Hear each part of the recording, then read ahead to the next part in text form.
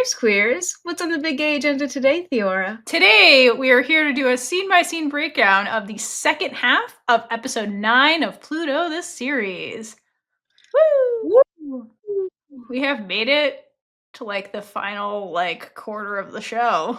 And, this is the sexy time episode. So this is probably the one everyone's been waiting for, to be quite honest. I mean, it's a very romantic part of the episode. But then drama happens that ruins it. So Let's have drama. Highest of highs, lowest of lows in this episode. So I hope you're ready to relive all of that, because that's what we're here to do. And if you're not, well, buckle up, because we're doing it. You're here anyway. You're not allowed to leave.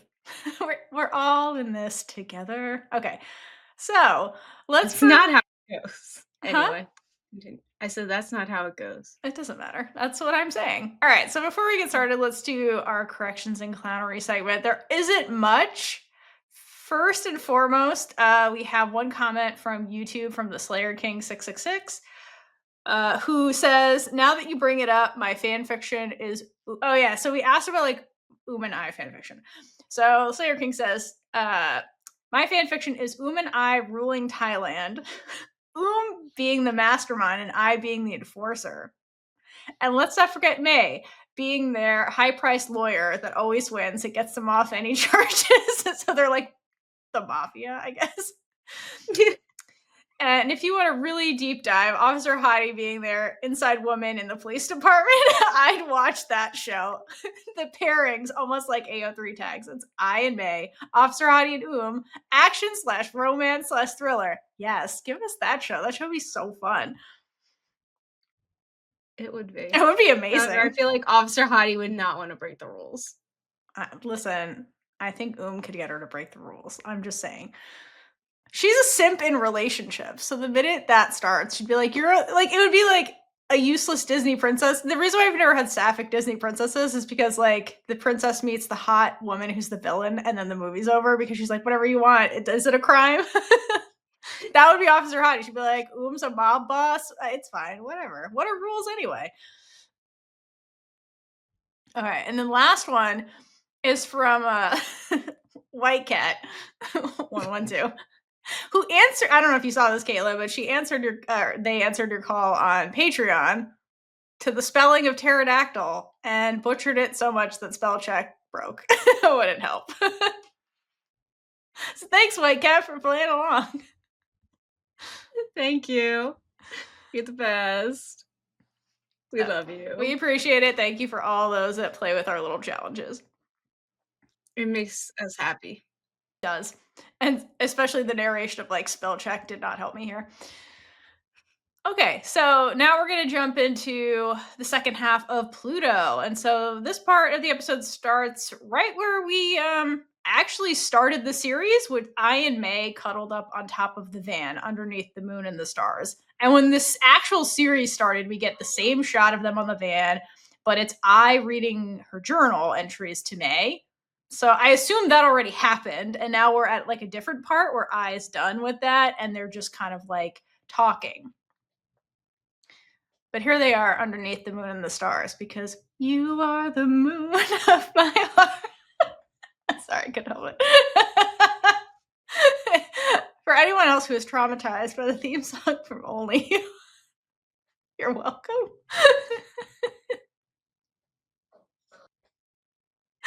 Is it playing in your brain yet, Caitlin? Yes, it is playing in my head. But you know what else is playing in my head? You and me together, you and me forever. Well, that was my second point. So, okay, the moon and the stars are reunited in this scene, which means everything's going well in the Queendom universe. Also, if you haven't watched Queendom, go watch Queendom, by the way. This is just a really quick plug for that amazing series. It's like Pluto's trying to tell us something. I don't know. Okay, so, all right, so back to the scene. So instead of reading her journal, I is telling May straight up why this series is called Pluto, because I felt a kinship with Pluto the planet because Pluto was kicked out of the Cool Kids Club when some weird scientists decided it wasn't a planet, but it is still a planet in our hearts, okay? Forever and always. Forever and always. So don't worry, May. I mean, I and May. I feel like I and May are both distraught over that, and that's something they share. They So have to be bonded over that. yeah. So basically, like I felt I related to Pluto, okay, on the planet on that little technicality. But I's feelings changed when May compared her first love to Pluto, and also like basically was like, "Look at this mug of Pluto, I that I bought because of you, I." And to summarize, I has it really bad for May is basically the scene. And I is super fixated on the fact that she was May's first love. Like she's so fixated on that. Yes, I is very happy to be Pluto now that May said her first love was like Pluto. Yes, basically. And then May explains like that she loved Pluto because basically Pluto the planet gave zero fucks. Like that's basically what she says. It's because like okay, even if some misguided humans removed it from the planet list, Pluto basically keeps on spinning, totally unbothered in all its glory. And clearly this little like planet speech is all code for how May feels about I because when she first met I showed up to that fight with a half-drunk container of boba and zero fucks, much like Pluto. Like you tell Pluto, "Oh, you're not a planet anymore," and it's like, "Cool, I'm gonna keep orbiting and behaving like a planet. I don't care what you call me," basically. Yeah, I feel like May is basically the representation of the love for Pluto Basically. because we love Pluto so much that we keep planets in our hearts and like it stays relevant. Absolutely. And May loved I so much that I could never fully fade away. And May brings her back into focus and gives I a reason to keep going. Yeah.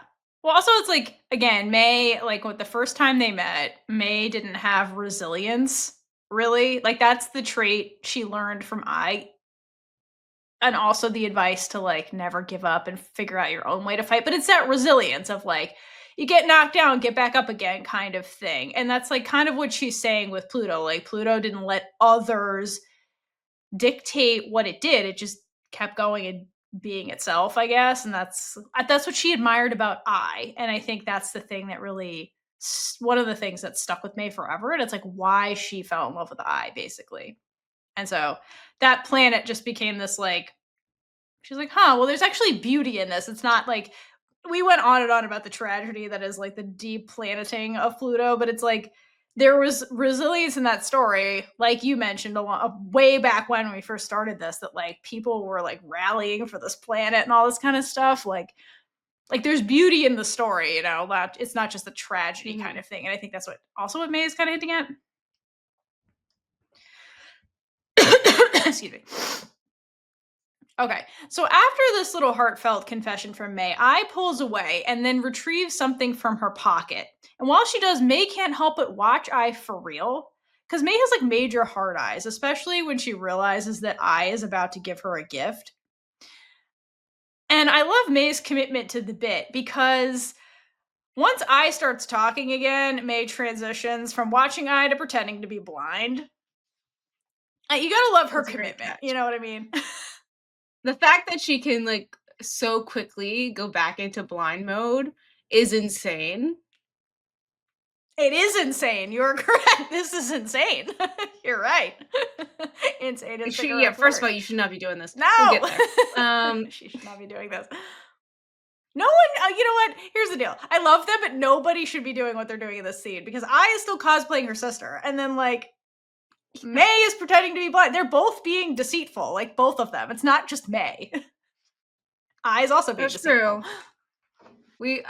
I forget about that because once we find out that May knows already, then that goes out of my brain. But no, it's true because she is still technically trying to deceive May. Again, it's not that she's like, and nobody's like trying to deceive the other. It's just like they're stuck and they're both like holding on to like their last lie, but they are still lying to each other, is the thing. Like both of them could clear it all up right here and now, but we do not. We just keep going on this crazy train kind of thing. Okay, so then I explains to May that on the surface of Pluto, there's this light formation, like light colored, called the heart of Pluto. And honestly, this was my first time learning about this was through the show. Did you know about this before watching the show? Because I didn't. Oh, no, but I did some research. Of course you did. It has a name and Would you like everything. Yeah, would you like to know more? Go for it, Caitlin. I had a feeling you were gonna do Okay. this. So I didn't write it down. Okay, alright. I know this maybe not be relevant, but I like learning new things, and I thought maybe the listeners would be somewhat interested. So, the heart-shaped feature was, like, first imaged on Pluto by the New Horizons spacecraft in July 2015, and the official name is Tombow Regio, or Reggio. I think it's Reggio, though, named after astronomer Clyde Tombaugh, who discovered Pluto. And a leading hypothesis into the formation of this heart shaped figure was a massive impact early in Pluto's history, which created the large, smooth western part of the heart known as Sputnik Planitia. And I think it kind of sounds like the trauma I went through with losing her parents, right? Because very early on, and it really shaped a lot. It's valid. Also a random fact, some people think that it also looks like Disney's character Pluto. It looks like the dog. Yeah, if you do look at it, there's a picture of, like, Pluto superimposed on it. It actually does. Interesting. Other thing that I think is worth noting is where it's located. So it's located like in the southern hemisphere, like below like the equator of Pluto, which will be relevant when I gives the gift to May because like GMMTV actually like, paid attention to that, which I thought was good. Mm, yeah, So that's true. basically, I gives us a few solid seconds of product placement where she caresses the necklace she's about to gift May, and you can clearly see like the heart of Pluto again in the southern hemisphere of the pendant, which is yeah, like I said, actually where it's located. So good job, GMMTV. Way to pay attention to details. It's such a great product to, like, have for merch because look at it, it's so cute and it represents so much in the show. It does. And it becomes pretty relevant throughout the rest of the series. We're sorry we didn't do it as the giveaway. Anyway, so then after she kind of like shows us, the audience, this thing, then places the actual pendant in May's right palm and then takes May's left index finger and places it on top of the pendant so that May can feel it. And if you were looking at the details of this pendant, where like the planet, it's like grooved metal.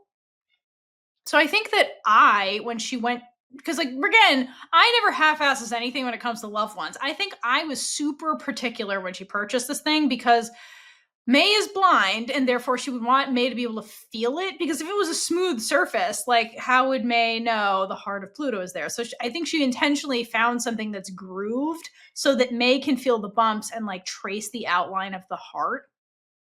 Because that's who I is. Right? Yeah. Okay.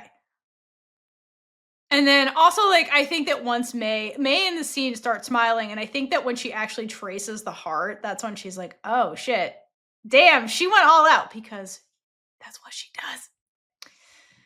Okay, but I is not just giving her a gift just because, even though I would super do that. Of course, there's like 10 layers of meaning to this. So she basically tells her not only fun fact, does the planet you love have a heart on it, and this planet is now becoming our thing. But also, I's like, I'm going to jump on board with the fact that you think of me as Pluto, and I'm giving you right now the heart of Pluto. Okay. Translation, I'm giving you my heart, babe. The cuteness of that. She's literally giving her her heart. My question is, how is this I's first serious relationship? Like, Yeah, seriously, she's she's really good. basically, this is an expert move. Like, how is this her first relationship? You know what I mean? She has like no experience with this, and then she like nails it every single time. It's crazy. I don't get it. Like, this is like, Maybe who she's beat? born with it. Ugh. What? Maybe she's born with it. This is just natural wooing women skills. I mean, it's clearly genetic because, like, also. I don't Like, know. it's Maybelline. This is amazing. Anyway, then we transition to my favorite part of the episode, which is where I is put well, not episode, the scene where I is putting the necklace on May. And I like that May helps by like holding her hair up so that I can do her thing, not May's first necklace. But I love that May cannot help herself but look directly at I while I is very attentively putting the necklace on. Okay, because throughout this entire scene, May seriously cannot help herself. She keeps looking, stealing glances whenever she can. But I Because love Ai's concentration face, though, when she's trying to put it on, like, it's in the cute. beginning. It's It's adorable. adorable. It's adorable. And the way May smiles is really cute because it's like, this is like must be a dream come true for May. And I love that after the necklace is on and straightened, May obviously pretends to be blind, and then I fixes May's hair, so it's like back to the way it was before she put the necklace on. So, like, again, just her attention to detail is remarkable. And to complete this romantic gesture, I tells May that she loves her. And this time, May cannot help herself once again, and she looks directly into I's eyes and does not tell I the truth, girl. I will never understand this. Like, you're looking at her in I the eyes. I just May. want you to scream at her. Yes. Tell her I love you too, I. Seriously, She I didn't say even say I I love you love you too. too. I ooh. Now's the time. When was there a better time to like let the truth out? Like this girl literally just did all these things to show you she She loves you. gave you her heart. She gave you her heart, tells you she loves you. Like, why are you still confused? Like, where is the confusion coming from? Just tell her. Also, like, you can see her well enough. We're gonna get evidence of that in like a couple of scenes from Yeah. now. Girl.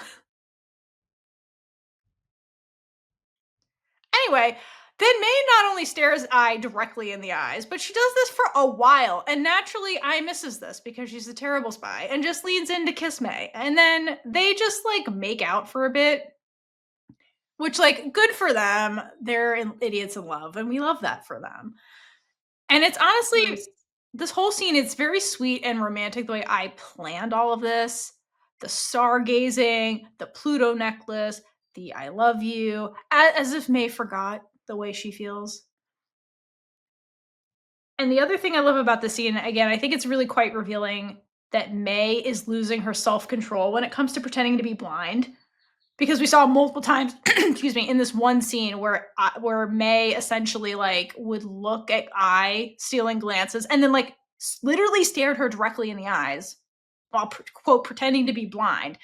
And I not only is that insane, but May, the strategist, like, you know what I mean, would never do that if she was really trying to keep up this ruse or if she was able to control herself. I think this is just a reflection of just how much I makes her feel things that she can't contain them like she normally would. You know, if she's in a courtroom, like she's containing all of her emotions. I think this is just like she can't do that around I.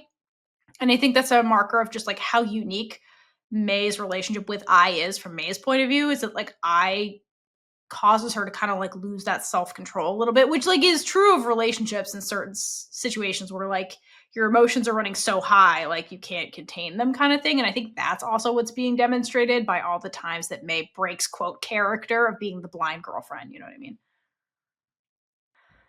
All right, so eventually I and May take this party inside the van and pick up where they left off in the hotel bathroom in Karat.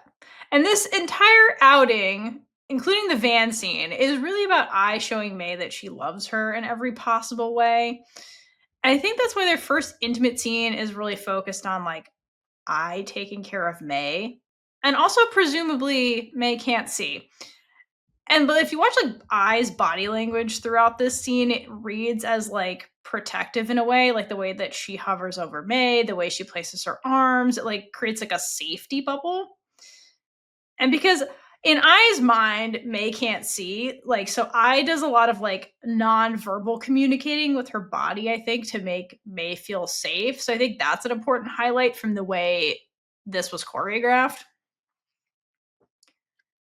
Another part of the scene that I love is there's a shot where you get like Ai's back, where you can see May's greedy hands roaming all over the place.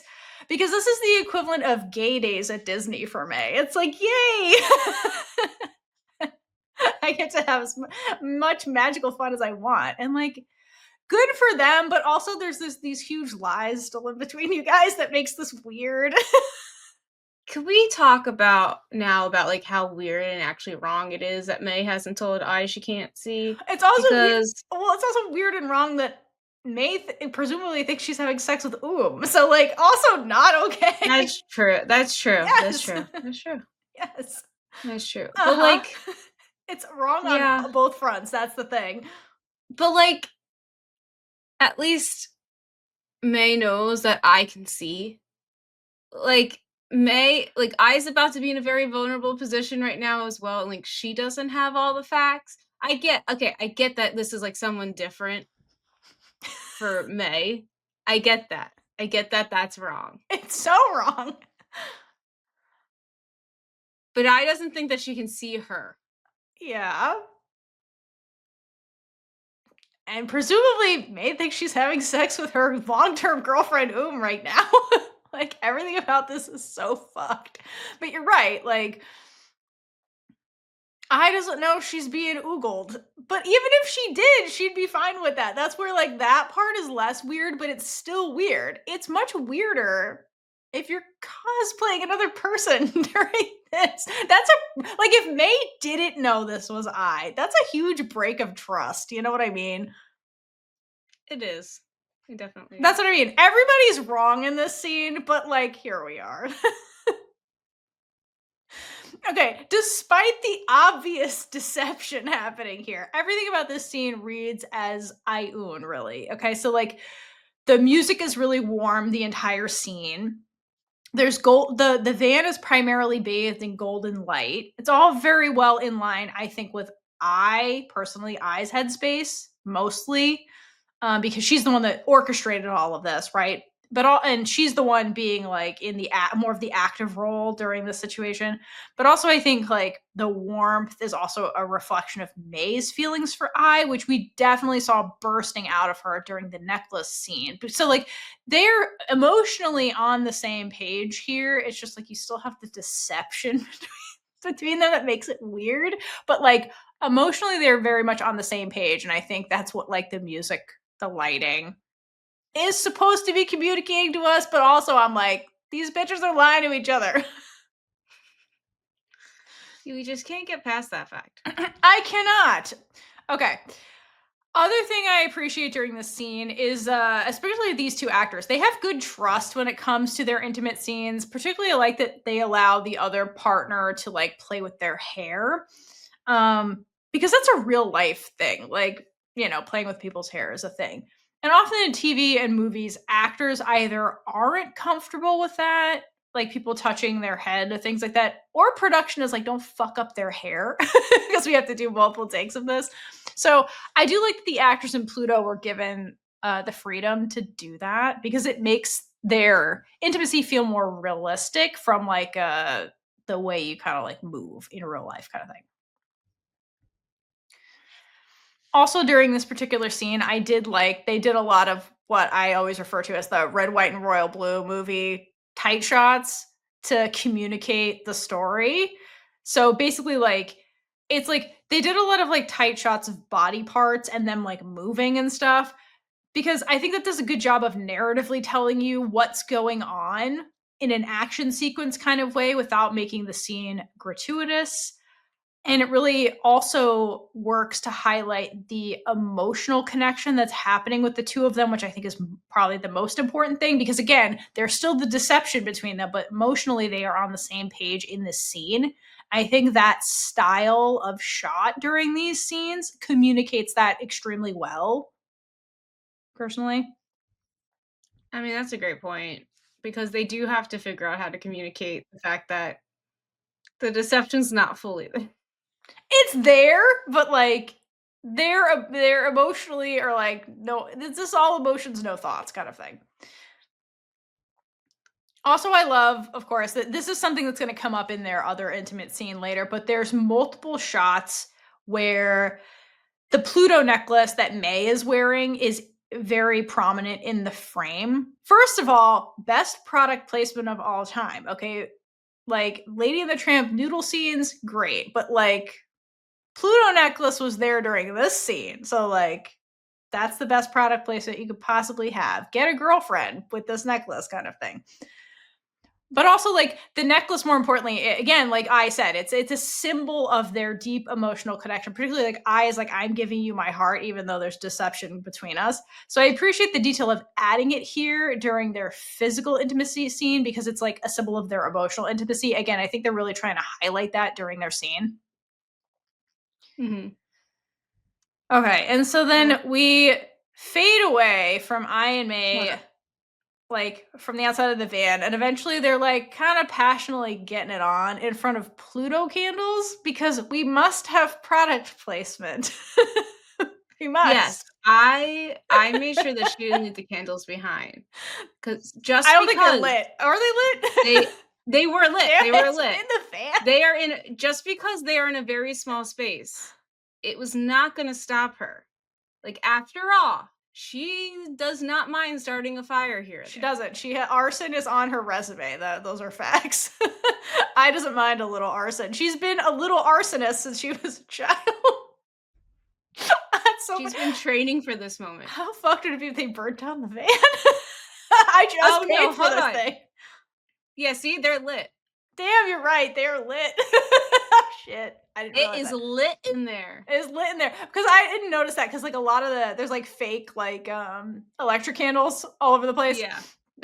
That is a fucking fire hazard. You're correct. But yes, okay, we're really. It would have just been all the merch would have been there if for some reason the mug was also there. Not that Oh it my made god, no, the sense. mug that no, that Fiora, out of everything, that would have made sense there, okay? Just like a mug sitting there. Yeah, the mug with the candle, It would have made like how we sense. took photos. Yeah, it would have actually, It because would it's have. like their nightstand. Um, but speaking of fire, if you keep going, if you're ready to, there is a fire Oh, outside yes, there that is definitely still is. going. They left the fire pit going. They were Yeah, so enraptured in each other that they just left and that. it's windy. Because Yes. like, that's definitely a hazard since they're not watching it right now. No. No. Again, these 2 disaster gays start a forest fire because they couldn't keep their hands to themselves. That'd be really fucking funny. On brand for I, My though. hands to myself. But anyway, so fade away from them getting it on by the candles, and then move over to Meemaw blowing up I's phone in the middle of the night. So like that can't be good. And then we see the fire that Caitlin was talking about that It's so they big! left unattended. It's so funny. Okay. Well, thankfully they didn't start a forest fire, but it's actually kind of amazing that they didn't start a forest fire. But okay. So, bottom line is that they finally got to express their emotional and physical intimacy, but however, we still have this deception thing going on, which is going to bite us in the ass in a minute because drama. Okay, so while that's happening and while Mima is blowing up I's phone, we crossfade over the hospital where Oom's sedation meds have worn off so much that she's twitching a lot more aggressively and her eyes fully open. Felt the spirit of her sister being happy. Almost like May's having an O. What? A lesbian Jesus is speaking to me. Poor Oom. You know what? Oom, it's not fair to Oom. None of this is fair to Oom. That's all I'm saying. It's not fair to Oom. Okay, so then we cut to like Oom's point of view of her waking up. And so Oom after this coma can at least see things. Okay, so that's good, better than May. But then she looks super confused because she's like, where the fuck am I? I was at my wedding. That's my last memory. Oh, presumably. So then then takes the nasal cannula out against medical advice. And like as a PSA, please don't do that. You're getting oxygen for a reason. Don't just take the oxygenation thing out of your face. What the fuck? But is just the point is that is just fucking confused, which is totally understandable. Okay, so this night is just getting wild. So then my favorite transition. We crossfade from the hospital back to the hospital when the medical team is briefing Mima about Oom's clinical status. And overall, it's like, look, we think everything's good because she woke up, they did a very brief assessment, and they're like, but in the morning when like the staff is here, we'll do actual tests. Okay. And I assume it's like get imaging studies, send the physical therapist in, get a neurologist in here when like they have the resources. Cause in the middle of the night, it's like bare bones staff to like keep people alive, but like they're gonna have to really examine in the morning. But they're like, for now, what I can see looks good, which again is kind of remarkable because this bitch has been in a coma for who knows how long and like is seemingly okay immediately, which is a really good sign for It is. Yeah. To be fair with the crossfade, it was showing a passage of time, so I'll let it slide. I know, but I love that it's like the hospital back to the hospital. That's my favorite. Okay. Excuse me. Okay, and so then the medical team's also like, if everything looks good tomorrow, could graduate out of the ICU, which is good for and everybody's wallet because ICU is super expensive. Okay, so then the team leaves, and then Mima is alone with and like Mima is beyond elated because truly this is the best possible news ever.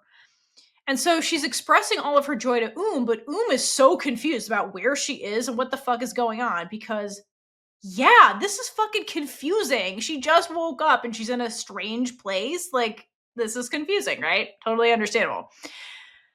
And so she tries to communicate to Mima with her voice. And I love the acting detail by Namta because she starts speaking with a really hoarse voice, which is super realistic for somebody who hasn't used their vocal cords in a long time. So, like, this is realistic where, like, that person would have a hard time communicating. It would be worse if was like intubated where they had the tube down her throat. She didn't. It was just the fact that her vocal cords were unused for a while. So like good acting choice because that is very realistic, honestly. Great job. Yeah, she's a very committed actor, and I appreciate that about her. She does her research really well. So then Mima tries to explain to what's happening, and then starts asking for May. She's like, May, where's May? Which Mima was not expecting. So then Mima becomes the really confused one. And then she's like, what do you actually remember, sweet child, about what the fuck is happening? And apparently I love that Mima is like, oh shit, this bitch forgot she shouldn't be asking for her. well, that's like the thing for Mima is just like, okay, the doctor came in and was like, everything so far looks great. It looks like she's on her way to a full recovery. She might graduate from the ICU. Like, very quickly, that's a bunch of good news that okay. And then she's talking to her because she's like, everything's great. And then she's like, wait a minute. Red flag, red flag. Because they didn't do a neuro assessment yet. And she's like, red flag, red flag. What do you remember, It's like, red flag. And apparently, all remembers is May because she keeps repeatedly being like, where's May? Give me May. I want to hug May. And she's like looking for May, like struggling in the bed. And to me, this like really paralleled when May first woke up. Remember May first woke up in the hospital? And then like the first thing she did, like she freaked out that she was blind. Then the first thing she was doing is like asking for So like that's really sad that they both kind of did the same thing. It shows that their relationship did mean something at some point. Exactly.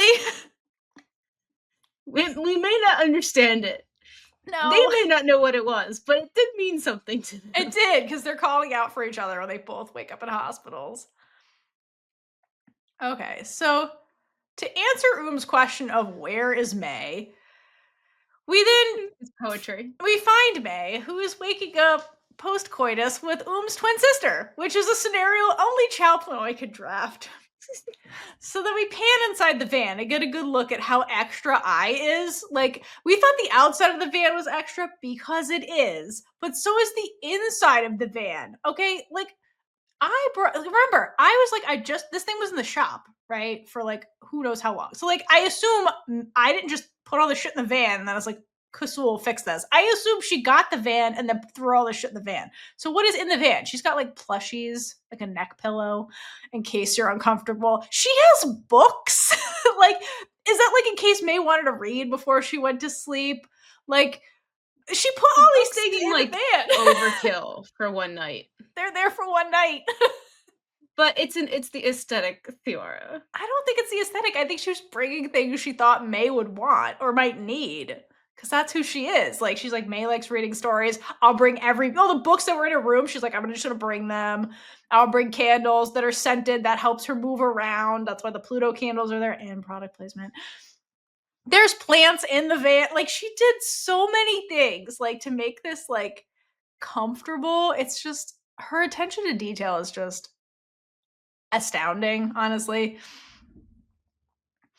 The other thing that's in the scene is like you can see above Ai's head is that her diary's there. Because again, that's how we actually start the show is her reading the diary. So like makes sense that that's there because the journal entries are what kind of like kick off the show. All right, so enough of teasing Ai. So then May wakes up first and shifts over to one side to like watch Ai sleep because this bitch can see.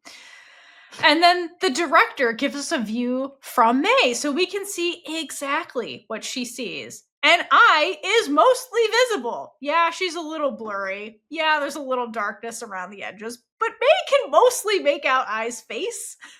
Yeah, you can see details, and like that honestly seems like it should be enough to tell her something. Okay, exactly. And also, other little detail is that May's vision is good enough for her to accurately reach out and stroke the hair along Ai's temple. But according to May, it's not clear enough for her to tell Ai the truth because she wants it to be more clear, right? Which she's going to say in a second. Like, oh, I want to be able to see you more clearly. Which, She says it out loud. well, Ai's asleep. Ai's also a bad spy. But yes, you're correct. Again, May is not being smart in any of these scenes. I think her emotions are making her like ruining her rationality. Okay, because none of this is rational. Okay. My question is though, okay, but like, here's my thing.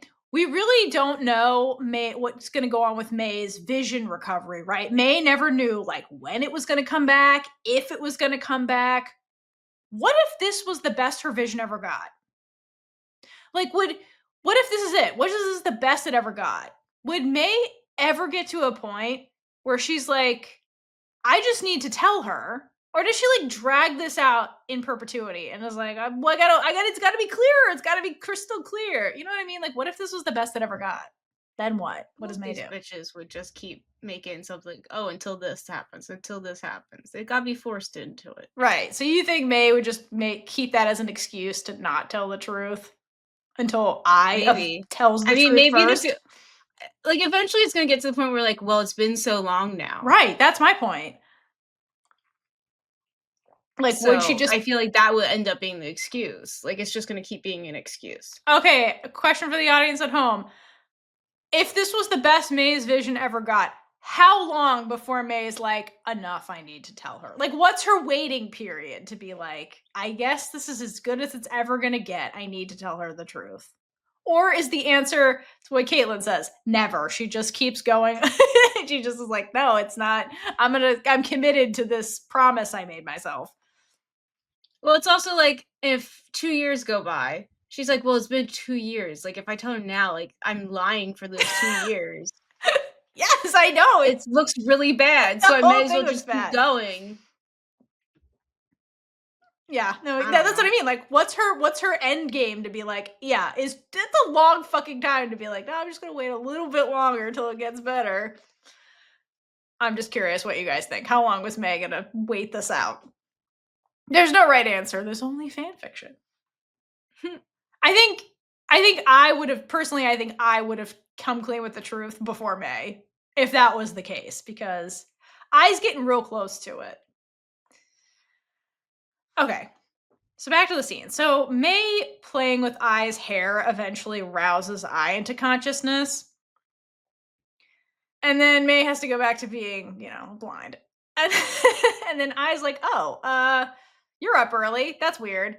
So May tells her, "Oh, I woke up early so I could spend more time with you," which I think is true. I think that May would have happily watched I sleep for hours because she can see I. And that was a moment where like she could steal glances because like I wasn't going to catch her, but then May woke her up by like playing with her hair because she's like, I has beautiful hair. I understand, May. It's irresistible. Now that you can see it, you're like, damn, I should have been playing with her hair this whole fucking time. What's wrong with me? Make it up for lost time. That's what May's doing. So Just then, think, May, if you told her, then you could stare at her so much more. yes, literally, just tell her. So then I launches into a conversation about her novel, which like what a weird sentence. She's like, "Oh, you're awake." Anyway, my novel. And she admits that she didn't know how the novel was going to end. And that's because I is basing the novel off of her relationship with May.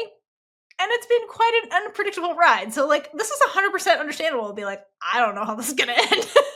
This has been a ride, man. Poor I. You should have picked And you a still don't know how it's gonna end, really. exactly. You still don't know, girl. Oh, I. The third act is just And we're beginning. just getting there, girl. Just wait, just wait. Poor I. This was premature. Okay, but I think in I's brain at this stage, now that she knows May has loved her all along, she is May's actual first love. I's like, I'm confident how this is gonna end. And you're my first love. And only first loves can only marry each other. Therefore, like, I know how this is gonna end now. I'm very confident. And this is great news and all, but then May's like, all she heard was, "You're asking for your reward, aren't you?" And the Did original I not just go ahead. get her reward? Okay. Well, so let's go back to when they made this deal. So the original reward, I was like, I want what you gave me when we quote first met, which was kiss me. Okay. That was the award. Okay. Then they were doing that last night already with more. But like the way May asks this in the scene, like, "Oh, you want your reward?" She says it with so much big gay energy. I think the reward has been upgraded from kissing to sexy times with I as the focus.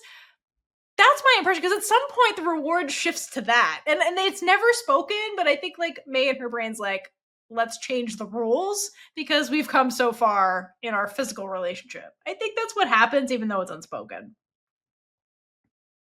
personally, That's fair. because that's what ends up happening. And that's my way to rationalize it.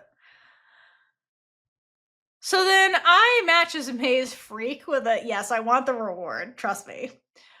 Because promises are legally binding in Thailand. But more importantly, I wants to ask May for something else.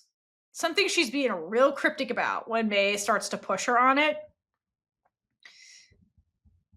So we'll get there in a second. But one thing I love throughout this conversation is the fact that these two keep making physical contact by playing with each other's hands. And it's like almost like this restless affection that's coming out first thing in the morning, which is really, really sweet. Because like last night was a big shift in their relationship, regardless of like the deception happening. So I like that that's evident when they wake up and they're a lot more touchy feely than they normally are because that's real life. All right. And then I love that at some point I decides it's cuddle time and she literally burrows into May's neck like a gopher. And my favorite part is May's reaction. She just like she enjoys this and she like rests her head on I's head and like smiles to herself. Cause it's like to May, it's like finally the stars are aligning here and she like actually has what she wants, which is like I's affection directed at her all to herself. And so I love that little Yeah. content smile from May. It's so cute. I love, like, the transition because she looks, like, deep in thought or, like, just, like, serious, just thinking, and Mhm. then it changes to contented happiness once I is, like, fully cuddled into her, and I feel like this was her not able to believe, like, she finally has her Pluto, Yes. like, in her arms, Yes. and then realizing that she does need to relish this feeling in time with her. Yes. Like, this is it. Like, this is the thing that May's been, like, waiting and dreaming for, you know, and, like, here it's a, like, literal dream come true, like, And yeah. this was her moment of just, like, laying there being like, "Oh my god, it just hit me, this is Yeah, real. this is real. That Oh my that just god, this is happened. real, let me hold her." That's so cute. Yeah, that's one of my favorite little May moments. It's really sweet. And then I being, like, fucking cuddly. She's a little cuddle monster. She has been the whole show because she's, touch starved.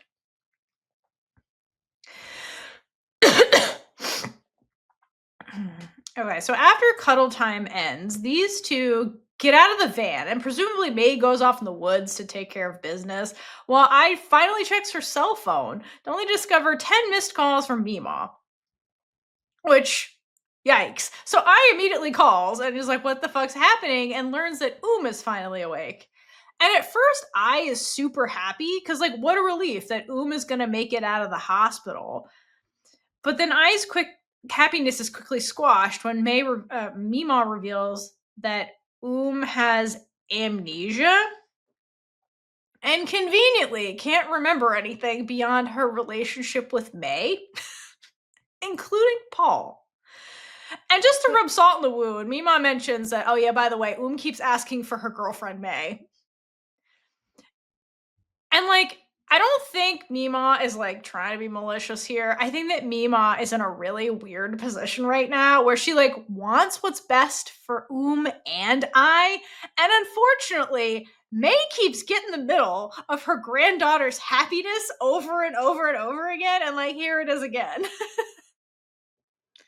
yeah, Mima is very careful with the way that she delivers the news to I, and, like, there's no judgment in her voice. No. So, like, she understands how both of her grandchildren are going to be feeling about this situation. And I just love that there is no judgment from her. Nope. Nope. But I would like to point out really quickly that she was so happy when she learned that her sister was awake, and it was very cute to see. But she was, like, literally screaming all of this, saying it to Meemaw, and, like, May is still supposed to be thinking that I is Like, granted, she is, like, on her little walk, but, like, sometimes sound travels. Yep. Apparently it doesn't, but it could. I is not a great spy. That is one thing that is consistent throughout the entire series is how bad I is at this. Okay, so I gets like a few seconds to process this curveball that quite literally nobody saw coming. And I think that, like, off screen, because we cut away and then we come back with May re-entering the scene from nature's call or whatever she was doing. And I think off screen, like, I and Mima continue their conversation for a little bit and decide how they're gonna approach this. And ultimately, as we'll see in some scenes later, that they decide to treat like the fragile baby they've always treated her as, like the baby of the family, by letting essentially slip back into the life that I created in her absence as a way to protect from reality. Because again, has been established as like the more fragile twin the whole time, and I think that the family just Mhm. goes back to seeing her that way. It's coming from a place of love, but it's consistent with the way they've always treated is my point. But here's my question: like, what if we weren't where we're at right now? So where we're at right now is that I has been like dating May, and then here's being like, I'm still dating May. And so, like, there's this opportunity to do the pull the twin switch kind of situation, which is what happens. Spoiler, for some reason, you're watching this the first time. But but my thing is, like, what if I actually broke up with May right after the wedding, and this was not an option? What would Mima and I have done if, like, it wasn't an option for, like, to go get May so quickly? Yeah, What they'd do they have to, like, call do? her up and be like, so remember how I broke up with you? Well, it wasn't my sister. It wasn't it was me, and she's in a coma. Um's in a coma now, and she thinks she's still with you. Could you help us out?" That'd be Yeah, very, very I guess they would inappropriate. have had to gone to May because if goes to May and May's like, "You were married to Paul," like, the whole thing falls apart so quickly, you know, like, Yeah. Yeah, would they have, like, tried to rope it what would they have done? They'd be like, "May, can you date her for a little bit?" Like, I don't know, would they have, like, concocted that, or do you think they would have maybe, like, tried to, like, be honest with her, at least about the May situation, and be like, "Hey, you lost some of your memories, but, like, you and May are not together anymore." 'Cause the thing they're Uh, trying to keep from her is Paul's death, like, not necessarily May, but, like, well, they're trying to keep her from being hurt in general. it's more so the Paul's death, because 'cause they're gonna say it in the next scene, because it has to do with her PTSD, but, like, yeah, I think in general they don't want her to get hurt, but, like, yeah, I just wonder, like, how does that go down if, like, I breaks up with May and then I doesn't date May, they just break up and, like, for real. Yeah, I guess it'd be weird for them to even, like, talk to May, But to your point, and maybe they I would. feel like they have to, because if of her own volition goes and talks to May, May's like, "What about Paul?" Everything falls apart because 'cause they're trying to keep Paul from for now until she can, like, remember shit.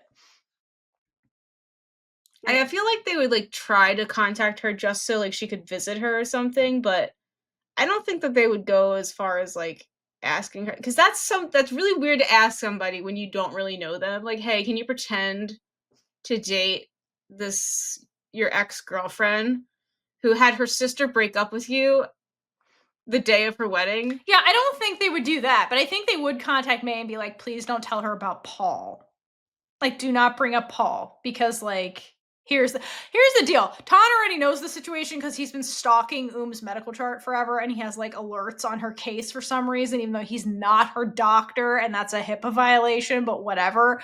And so, like, he's gonna communicate that to May anyway, but, like, I think that they at minimum, like, Mima or I would be like, just don't bring up Paul. I think at minimum I don't think they would be like, pretend to date her, because that's as insane as being like, "Hey, can you break up with my side piece on my wedding?" I don't know, Kiora. They are pretty insane, though, They so you are never know what insane. they would do. Yeah, who knows what they would do? If you have thoughts about that, let me know. Maybe they would send Jan as the middle woman to be like, "Can you go talk to May? Because you know her." It would be weird to send Mm, honestly, like, maybe Jan's the middle woman, because she's the ride or die, and she wants what's best for that's true. Yeah, and May knows Jan, allegedly. Alright, anyway, so then okay. All right. So after this heavy conversation with Mima, I is like sitting at the table, wallowing in her grief over what she's about to do, when May comes walking towards her slowly and carefully because she's supposed to be blind. And the rest of the scene is just heartbreaking because the second she spots May, I calls her name out, sounding panicked and heartbroken, and literally runs to May and envelops her in a hug. And mind you, May has no context for I's change in behavior and looks really concerned. Like, when we get, so we're going to switch back and forth, kind of do over the shoulder style of between May and I's reactions to what's happening. And May just looks so confused because literally a minute ago they were having the perfect morning after, and now suddenly I's behavior is totally different. And May, as usual, has no context for I's behavior, right? Again. Which is another thing that is consistent throughout the show. Poor May never actually knows what I is doing off screen when she's not seeing her. Anyway, so then May's absolutely confused, but to May's credit, she like hugs I back because like that's all she can do in this scenario. And then when we cut back to I is holding on to May like this is the last time she's ever going to get to hold May. Like every aspect of her body language to me just shows how much this sacrifice she's about to do hurts like mind, body, and soul hurts her in every way. And the two of them linger in this hug for a while. And May doesn't say anything, but instead she like physically comforts I by like rubbing her back. And I think she just gives I the space to feel whatever it is that she's feeling. And meanwhile, again, it keeps cutting back to I who like it looks like her heart is literally breaking. And I feel so bad for I. Cause like again, what a direct contrast this is to their prior scene in the van. Cause like both of them, when they woke up and then I does the gopher thing, like the two of them seemed like they very confidently were like, we got our shit together, like we're in a good place, we can come clean with their truths, and like everything's going to be perfect, because it seemed like they were in a pretty solid place in their relationship. And then Mima just throws a bomb on the ship, you know? And now suddenly it's falling apart, and I is spiraling with the fact that she's going to have to walk away from the one person who loves her and only her in order to protect her sister. And I think what's important about this scene is it makes it really clear that like I really doesn't want to do this. Like it physically hurts her to do it. But it's not going to be her behavior is not going to be surprising, because like as we've seen the entire show is that I will always put her loved ones before her, and like if she had to rank loved ones, family is first. Even when it harms her, even if it's going to harm May, she's going to like choose family, because she always does. Because I's toxic trait is loving everyone else more than herself, truly. It's that's a great point, and it's very true. All right. So several hours later, I assume, I finishes packing up the entire campsite, and she closes the trunk one last time and takes this really deep, defeated breath. And it just looks like all the joy was just sucked out of her. And like she just looks exhausted. And it's like, it's been like a few hours, like poor I. This is not how she thought her day was gonna go. No, like this was like the best of times, the worst of times, like all in one morning, which is crazy. Ugh. Meanwhile, May is chilling alone in the van. Okay. And let's be real. I has told May nothing. Okay. So my question is, when May's alone in the van while I is packing up the campsite, what was going through May's head? You know what I mean? Because she's just like, you can't help with this process. Go sit in the van. So May, who's internal and is a character that thinks things through, like, what the hell was she doing in the van? What was she thinking? Probably going through every single possibility that could be wrong with I, Uh huh. Yeah, I and then agree. being like, "Well, you can't figure it out unless she tells you." Yeah. No, I think she was like scanning through every single interaction that they've ever had, like a detective with a deadline. It was trying to find some kind of clue of like what the fuck just happened in the last like 2 hours or whatever. And then, Yeah, trying to figure out the trigger. yeah, and then let's be real. She was texting Ton. So how many texts did he get? She was panic texting him, let's be honest. Because they get cell phone service. It's not that they don't, because that's how she got. I got the calls from Mima. So like you know that May was like texting the shit out of. She's like, Ton, emergency. We need a council meeting because they're gonna have one in a minute. Like you know his phone was blowing up with messages from May, and he's like, God damn it! I thought you guys figured your shit out. Poor Ton. It was also not the morning Ton was expecting. Nope. Nope. Okay, so okay, so that's what May was doing. And then finally I makes it into the driver's seat and sighs again. Not at all hiding her despair. And like May obviously can hear that and also see it. So then May asks, "Are you okay?" And for once 'Cause she got tired of being patient. she got well, because like I told her nothing. Nothing. Yeah, I Nothing. don't blame her. I don't blame her either. She's like, "Are you gonna tell me what the fuck is that? Are we gonna be honest with each other, sort of, finally?" And for once, I acts like a good spy and does give a convincing "I'm okay" in response, and even adds a tiny smile. And then May's like, "I guess. Okay, so like what's that favor you wanted to ask me like this morning?"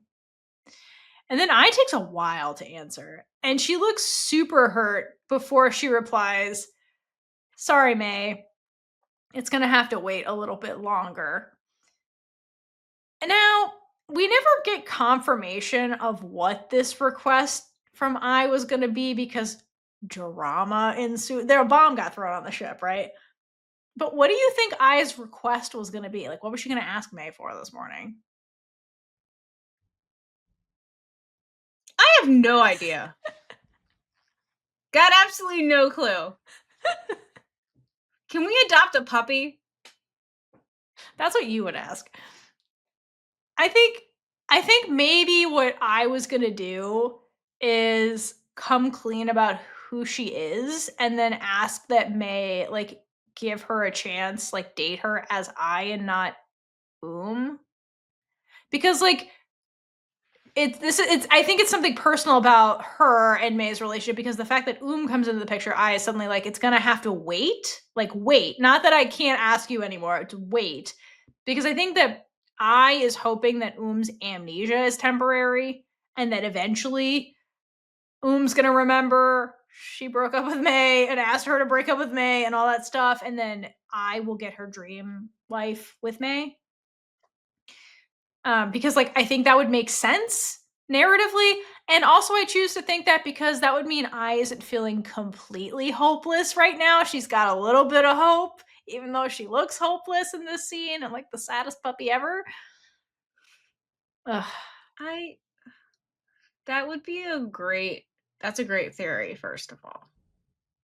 And definitely plausible. I that is nowhere near where my brain was going with that. But I could see that happening. Yeah. Because I feel like I would be like asking for that before the quote reward kind of thing. And also she like led with like, "Oh, the novel. I know how the novel's gonna end now." Because I think like I figured out like I'm choosing you kind of thing for real. And I think that's what she was alluding to in the van, like in the morning. And then like amnesia kind of like, yeah, definitely is gonna be a wrench in that plan. But I don't know. If you have any thoughts about that, leave us in the comments as well. Cause like again, we never come even though this is like a big thing, we never come back to it, honestly, for clarification. So like sky's the limit. Okay. So speaking of puppies, so I looks like the saddest puppy ever. And May can see that I is a sad little puppy. And I think it's hard for May. Like she struggles really in the scene to remain aloof and bubbly because like allegedly she can't see, but she can see that I look so sad and I is clearly not okay. And for some reason, I is lying about it or trying to brush it off. So like I feel like this is really hard for May to just like keep up her lie of I am blind. She looks so hurt because like she has no idea what happened to make I start acting like this, and like Yes. she's been really patient just waiting for her to say something, and it's just like she just keeps brushing everything off. But also the other thing is like May can't intervene. Like I is clearly in pain. And if she could see, oh well, if I knew she could see, May could reach out and like comfort I, but she cannot because if she did that, then that would prove she's not blind anymore, right? So like she's in this weird position by her own making where she can't comfort I when I's clearly not okay. And like I feel like she's struggling with that. She's like, I have to remain impassive and just stay here and pretend like I isn't sad when she clearly is, which is really, really shitty. So I think May does what she can, despite the words that I is telling her, because I's like, I'm fine, nothing's wrong. But May knows that. So then she assures I verbally that, like, it's okay. I will wait for my Pluto. Because honestly, May would do anything for I. But then, like, hearing this, I think just breaks I's heart more. So she starts crying. But like poor I is so upset that like a tear literally falls off of her face. Like not just down, like it's literally just drops off of her face. And again, like you're saying, like May just has to pretend like she doesn't see that I is distraught right now. Yeah, And like, it hurts because they were so happy. I know. And then like again, I starts crying and like we end up in this weird situation where I has to cry quietly. So May doesn't know because May can't see her allegedly. And then I's voiceover says the saddest thing ever. So this is from her journal. Oh my Okay, so god. she went back in time and journaled about this and she says that this is like one of the first times where she was thankful May couldn't see. But ironically, May can see, and she sees But that I she is can I. crying. And then again, May has to stay silent and do nothing while the person she loves is clearly not okay and crying quietly so she doesn't let her know. Like it's such a lose-lose situation, this scene. The the part with her hand over her mouth, like trying to keep noise from coming out of her mouth is the saddest part because Ugh, yes. this is like the trauma cry where you're like, if someone hears me cry, I'm gonna get in trouble. Uh, Yep. like, Mhm.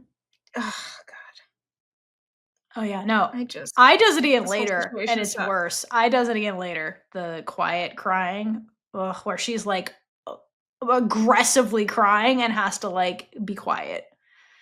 It's But I just mean, ugh. May is also sitting there right now having to watch everything, That's what I'm just saying. having to not react. Correct, she can't react, like, I mean, I imagine that May is, like her heart's breaking watching this, and she literally can't do anything. Like, she has to remain poker face, and you can kind of see that, like, she's not super poker faced in this because, again, her emotions have been running high this whole trip, and she's been quite unguarded with them, and, like, it's a lose-lose situation, like I said, where because they have that deception between them right now, it's just like everybody's not okay in this scene, basically.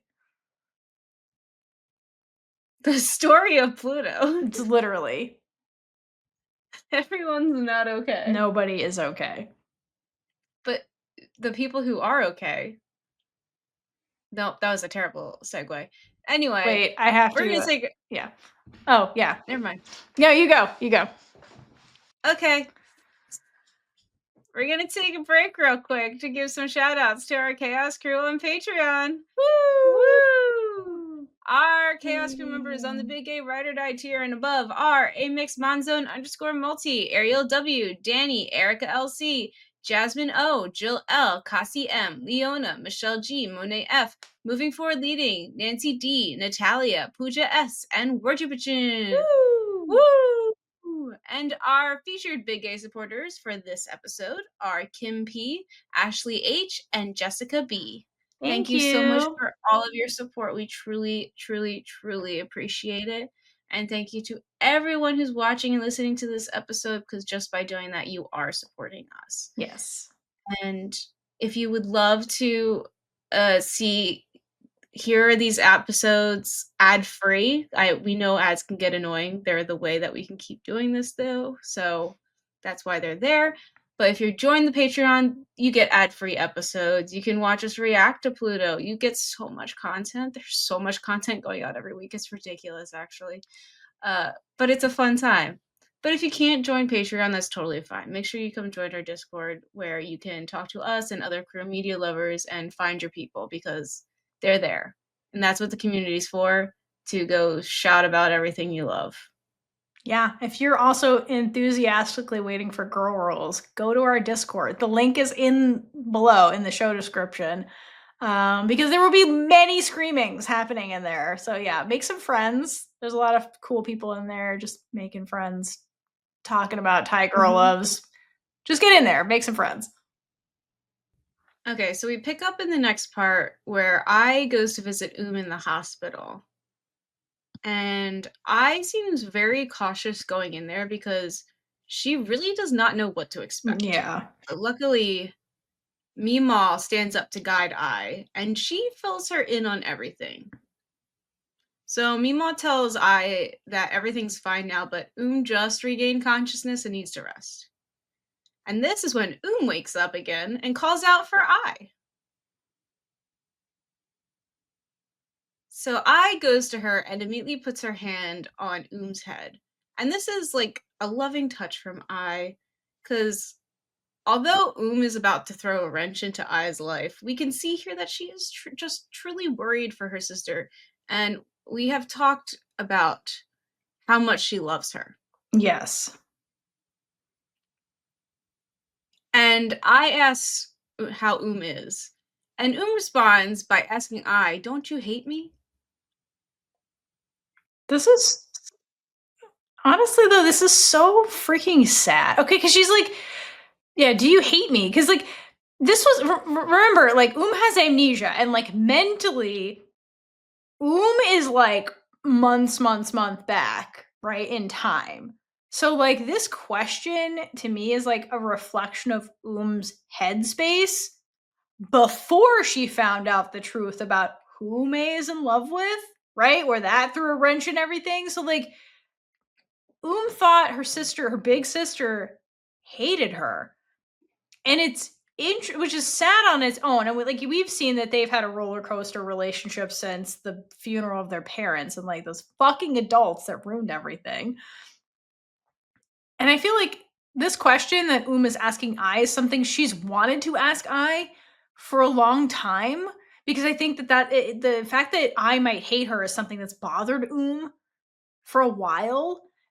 And I think the reason it's coming out now is because, like Mima said, she's like, she just got out of a coma. All kinds of meds are wearing. In order for somebody to be like in a coma, you got to be like on meds and shit. The meds are wearing off, right? And so brain's foggy. So her like brain to mouth filter is inhibited by this recovery process. So I think that like it's what she's feeling and it comes out where like normally wouldn't say it. You know what I mean? Mhm. It's just so sad that she thinks that, but I's reaction is just perfect to, like, this question. Yeah. I tells May nope. I tells sorry, that she could never hate her, Yeah. which replies that she knows. But again, there's still that fear there, I guess, that her sister hates her. And then I is her cheeky self and says, Yes. "Well, maybe I do despise you sometimes." To which Meemaw playfully slaps her arm and tells her to stop it. Okay. W Wait, I love this part. I wanna say I really love this part because, like, if you watch once she starts, like, this bantering thing with, like, and Mima, like, I start smiling. Like, she seems really happy because, like, they're back to their old dynamic. You know what I mean? Where, like, I is the cheeky one, and then is the good girl, and, like, Mima's chastising I. And because, like, to your point, I looked so bummed out when she entered this room. So it's really nice to see her perk up when her like family is like back together in like not just physically, but like everybody's present and being themselves. So I love this part of the interaction with I and and Mima because like I looks happy because like again she's been bummed out the past two scenes, you know. Yeah, that was very interesting that she was so upset, but now she's able to smile when she's around her family. Yeah, because I And think that that's she just another because again she's upset about the fact that she's gonna have to like give up May, the person she loves, but like you see how much she loves her family. That's what that is showing us. Like that her family means more to her. And that's why she's able to like have happiness with them, even though she's like upset about the May thing. yeah, Yeah. her family is her universe. Right, and that's been super consistent with I, it's just like here it is manifesting, you know, in this little scene, which I like. Yeah. Mima tells that the doctor said that she needs to strengthen her muscles and then she can go back to living life normally. But what is normal? Can't even remember her quote normal life. And she's stuck living in this life that no longer is hers, which is such a weird thing. She doesn't even know she's stuck in a life that she doesn't know. Yeah, and they're gonna have a conversation in the hallway where like everybody else kind of gets into this, but it's because everybody thinks it's temporary. That's why. And they're like, Hmm. Fragile right now. She just got out of a coma, and not the strong one. And like, we have to protect It's like from the world. But that's like that is their family everyone loses dynamic, their though. memories. Like protecting from the world. Yeah. Now that you bring that up, it's coming back to me, all of that. It's all And coming that's back to me. it's all coming back. It's all Okay. coming back to now. That's when she gets her memories. Yeah. Poor We'll have to remember to That's sing it. horrible. It's not a sweet ballad. Anyway, poor Oh my gosh. Anyway, I don't even know where we were. Basically, just keep playing. They're going to talk about how like Yeah. they've been doing PT, like physical therapy for her. So like Yeah. they're like, Mima you're strong. Mima also tells that it's good they kept up her physical therapy. But like, okay, I like that when she says that. If you look at has a few like little twitchy smiles, which is cute because think about what her family is saying. They're like, you've been in a coma and like we came here and took care of you. Because remember, headspace is like months back. right? Back when she was dating May. And has expressed that like she felt like nobody loved her really in her family because like and May for some reason were under the impression that nobody loved them except May. Like they both share that in common, right? So like didn't really feel like I loved her fully, and that like Mima loved I more, the world loved I more. So like felt emotionally neglected, but then like here's her family being like, no, we took care of you. So like I think that meant a lot to to hear that from them because like that's where her headspace has been for quite some time. So I think that's why she was kind of smiling that like they took care of her, you know? Mhm. Yeah, that's good. Um, but then I mentions that they were able to keep up with the PT because of Paul's parents. Because they paid for the ICU. Because remember, I and Yeah. Mima cannot pay for the ICU, but Paul's parents No, did. not whatsoever. And like now I is the one here who is the most hopeful for to get her memories back quick Hmm. because other than this affects her the most. Yes, correct. But then once I mentions Paul, Mima says I's name in a tone that communicates like this is not the time to bring him up. No. Of course, is confused, especially because who are these random people making sure I'm being taken care of? So she asks who Paul is.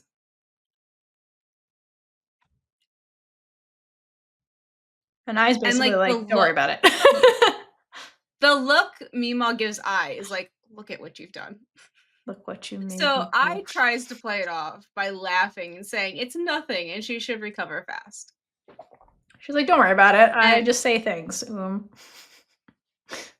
and then I continues being her playful self by telling that every day she's been in the hospital, Mima wouldn't stop nagging her.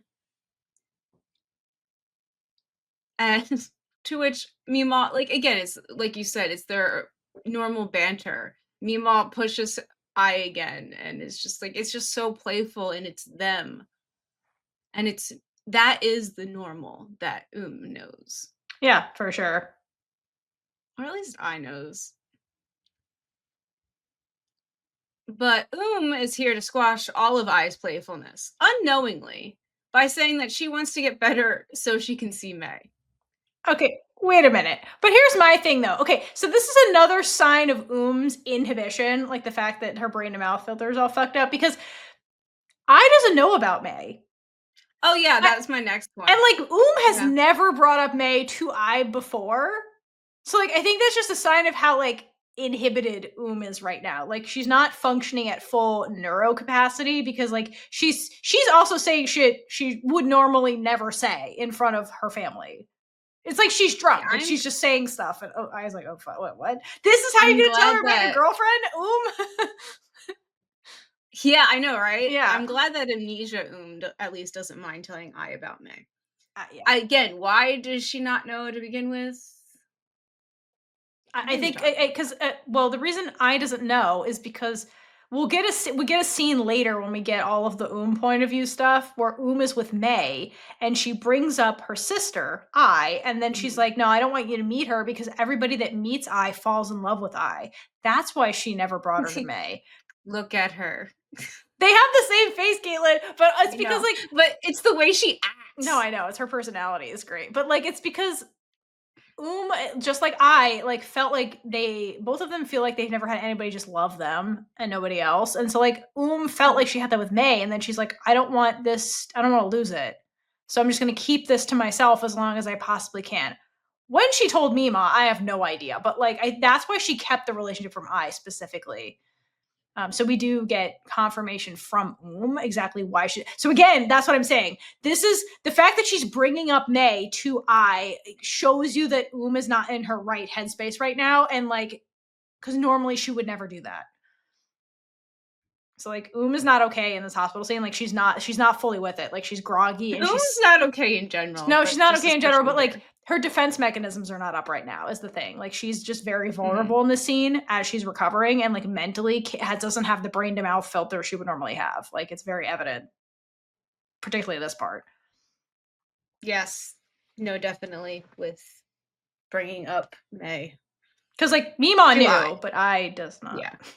until now. Yes. And I smile falls and she looks to Mima before Oof. she nods and puts her attention back on She looks so And heartbroken. so, like, this is I accepting the fact that she needs to accept where is right now and what her truth is. Oh yeah. And then we head out to the hallway where I and Mima, well, really Mima, is updating Pang and Jan. And Mima tells everyone that the doctor said lost her memory, likely because she experienced severe mental trauma. And Jan immediately clocks it as having to deal with the death of Paul. Wait a minute. Okay, so I'm confused about this. Okay, first of all, okay, this is a show thing. This is not a book thing. So first of all, credit where credit's due. I like that Oh, I think GMMTV and the writers took the time to emphasize how traumatic car accident was. Particularly, they get into the post-traumatic stress disorder that has. And so what Mima is saying is she's like, oh, lost her short-term memory. So that's why like knows she's She knows who Mima is. She knows who people are that she's known for a long time. But like in the short term, she's lost some of those memories of the past few months, basically, or however long she was actually engaged to Paul. I assume it was a short engagement, personally. Okay. So I like that they did this route because like I feel like this is not super emphasized in media. Yeah, we emphasize like broken bones and like the physical trauma, but the mental trauma that comes along with something like a big car accident is not always emphasized. So I appreciate that they took the time to highlight that. And certainly Chow did not address any of this in the novel at all. So I'm glad that they added this, first of all. Mhm. Okay, but then we get into this part where Jan's like, it must be because of Paul. This is the part where I get confused because it's like they're in the dialogue, the writers are trying to frame PTSD around Paul's death. Did even know Paul died? That's my question, Yes. okay? Because, like, all right, so hold on. Mima says it was probably better this way because if she woke up and remembered her husband died on their wedding day, she would be devastated all over again. And at Again. this point, in my notes, I was like, I forget when went into the coma, but wasn't it like during the accident? Well, here's what Like, I'm saying. I Right. don't Well, think he knows here Paul died. right, here's the deal. Like what we have this is where I'm confused. Here's where we have what we have been shown in the series, right? They had the car accident. Okay, it happened. Then we cut in the beginning, and then I and May, oh my god, I and Mima, there we go, show up to the hospital. Remember that chaotic moment where like everything's running around, Yeah. then they show up, right? Then they're outside the operating room when the doctor comes out and tells Paul's parents he's died, implying that Paul died in the operating room, not in the car. So, like, And even if for some reason was conscious in the car after the which I don't think accident, she was. which we don't know, because we Yeah, all we that's see fair. is like on a stretcher when they get her to the hospital and her eyes are closed. So we don't, and they were doing like they were shocking her, implying that died. That is death, her cardiac arrest, and they did CPR on her. So like I don't think was conscious like after the accident, because hence the CPR they were doing. And the fact that surgeons came out and were like, your son's dead, implies that they took him to the operating room. So he wasn't dead. If he was dead on arrival, there'd be no operating room. So, like, when was supposed to know? I don't think did not know Paul was dead. Would have learned for the first time that he was dead. So, like, this PTSD has nothing to do with the fact that Paul was dead and she knew that and went into mental shock. She has PTSD because she has a brain injury, probably from the fucking accident. Like, this part was Yeah, weird. also, you can't really determine that she has PTSD from there because she hasn't been awake since that accident. Well, I think probably what happened is like, again, remember the doctor at night was like, yeah, we got to run tests in the morning. So I assume what happened is they brought a neurologist in, somebody who specializes in the brain and brain trauma and like assessed her and was probably like, okay, she lost her short-term memory. And like this is a real thing. Sometimes it is a trauma response where the body protects itself by like hiding memories from like in the short term so that you can heal. But like, and we're all assuming, and they are here assuming it's because of Paul's death, but like there's no way could have known he died. I think she has short-term amnesia due to the trauma of the accident. The accident, not Paul. We're just assuming. Why are we assuming this is about a man? Like it's just the car accident, Yeah. right? No, there's literally no possible way for her to know that Paul's No, dead. that's exactly. There's no possible way she would know that. She would learn for the first time here and now if you told her he was dead. There's no way she knew that. No. Exactly. Anyway, that was Yeah. insane. But I think the realism of like traumatic accident, your brain can do this kind of amnesia thing as a defense mechanism when people have PTSD as a way to like protect yourself from the trauma itself or remembering the trauma, reliving the trauma. That part's real and like a real thing. But like saying it's Paul's death, I don't think is true personally. I think that's some weird thing they were trying to write. I don't buy that personally. We're just gonna skip over that. Yeah, but kudos for them for highlighting PTSD and traumatic accidents because that's real and not talked about a lot. Yes. I like that. Also in the scene, Jan must have been closer with Mima too, because like she's comforting her with her hands on Mima's shoulder, like during all of that, Mhm. or at least some point. But yeah, I do wonder if like when they were younger or even as adults, whenever became friends with Jan, we don't really know the timeline of that, but I wonder if seeing like best friend like made Mima happy and like maybe she like I don't know, made food for Jan and like showed her appreciation towards Jan because like was so sheltered as a kid. So I wonder if like they have a relationship that's where they're a little bit closer because of that, where they kind of like Mima Yeah, was nice to Jan a lot because finally has a 'cause friend. Jan probably came over, Yeah. whereas Pang and I went out more probably. Right, because was like the sheltered kid at home. Yeah, and I think that Mima probably had like a fondness for Jan because like didn't have friends for a really long time. Yeah. Yeah.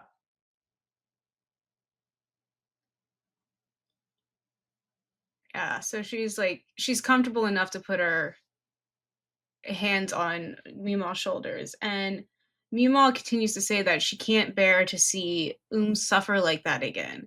And this is when we cut to I, and she's looking down sad. And like now she also doesn't want to see her sister suffer. No. But she also knows that she is going to be the cause of her sister's suffering because of her relationship with May. Yeah. Okay, and then that is all valid. Then I like the what also is going on in this scene is that Pang picks up on the subtext Yeah. of what's happening here, which is that I's gonna have to give up May. And Pang knows I well enough to know that I will do that. So I like that you start right now seeing Pang comfort I by rubbing her back because she knows that Yeah. I is going to sacrifice herself. Like that's what's being applied in this conversation. Yeah, I love so like Mima and I have somebody there for them right now. Yeah, exactly.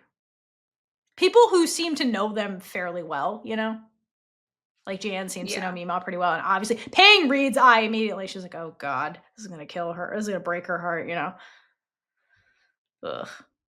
Yeah, Yeah. Pang's very good at reading I. Yes. Like they do know each other very well. Correct. I like that about their friendship. And then Jan asks I what memory was referring to when she said she remembered May. And that's a great question. I don't think anyone knows Yeah, exactly. right.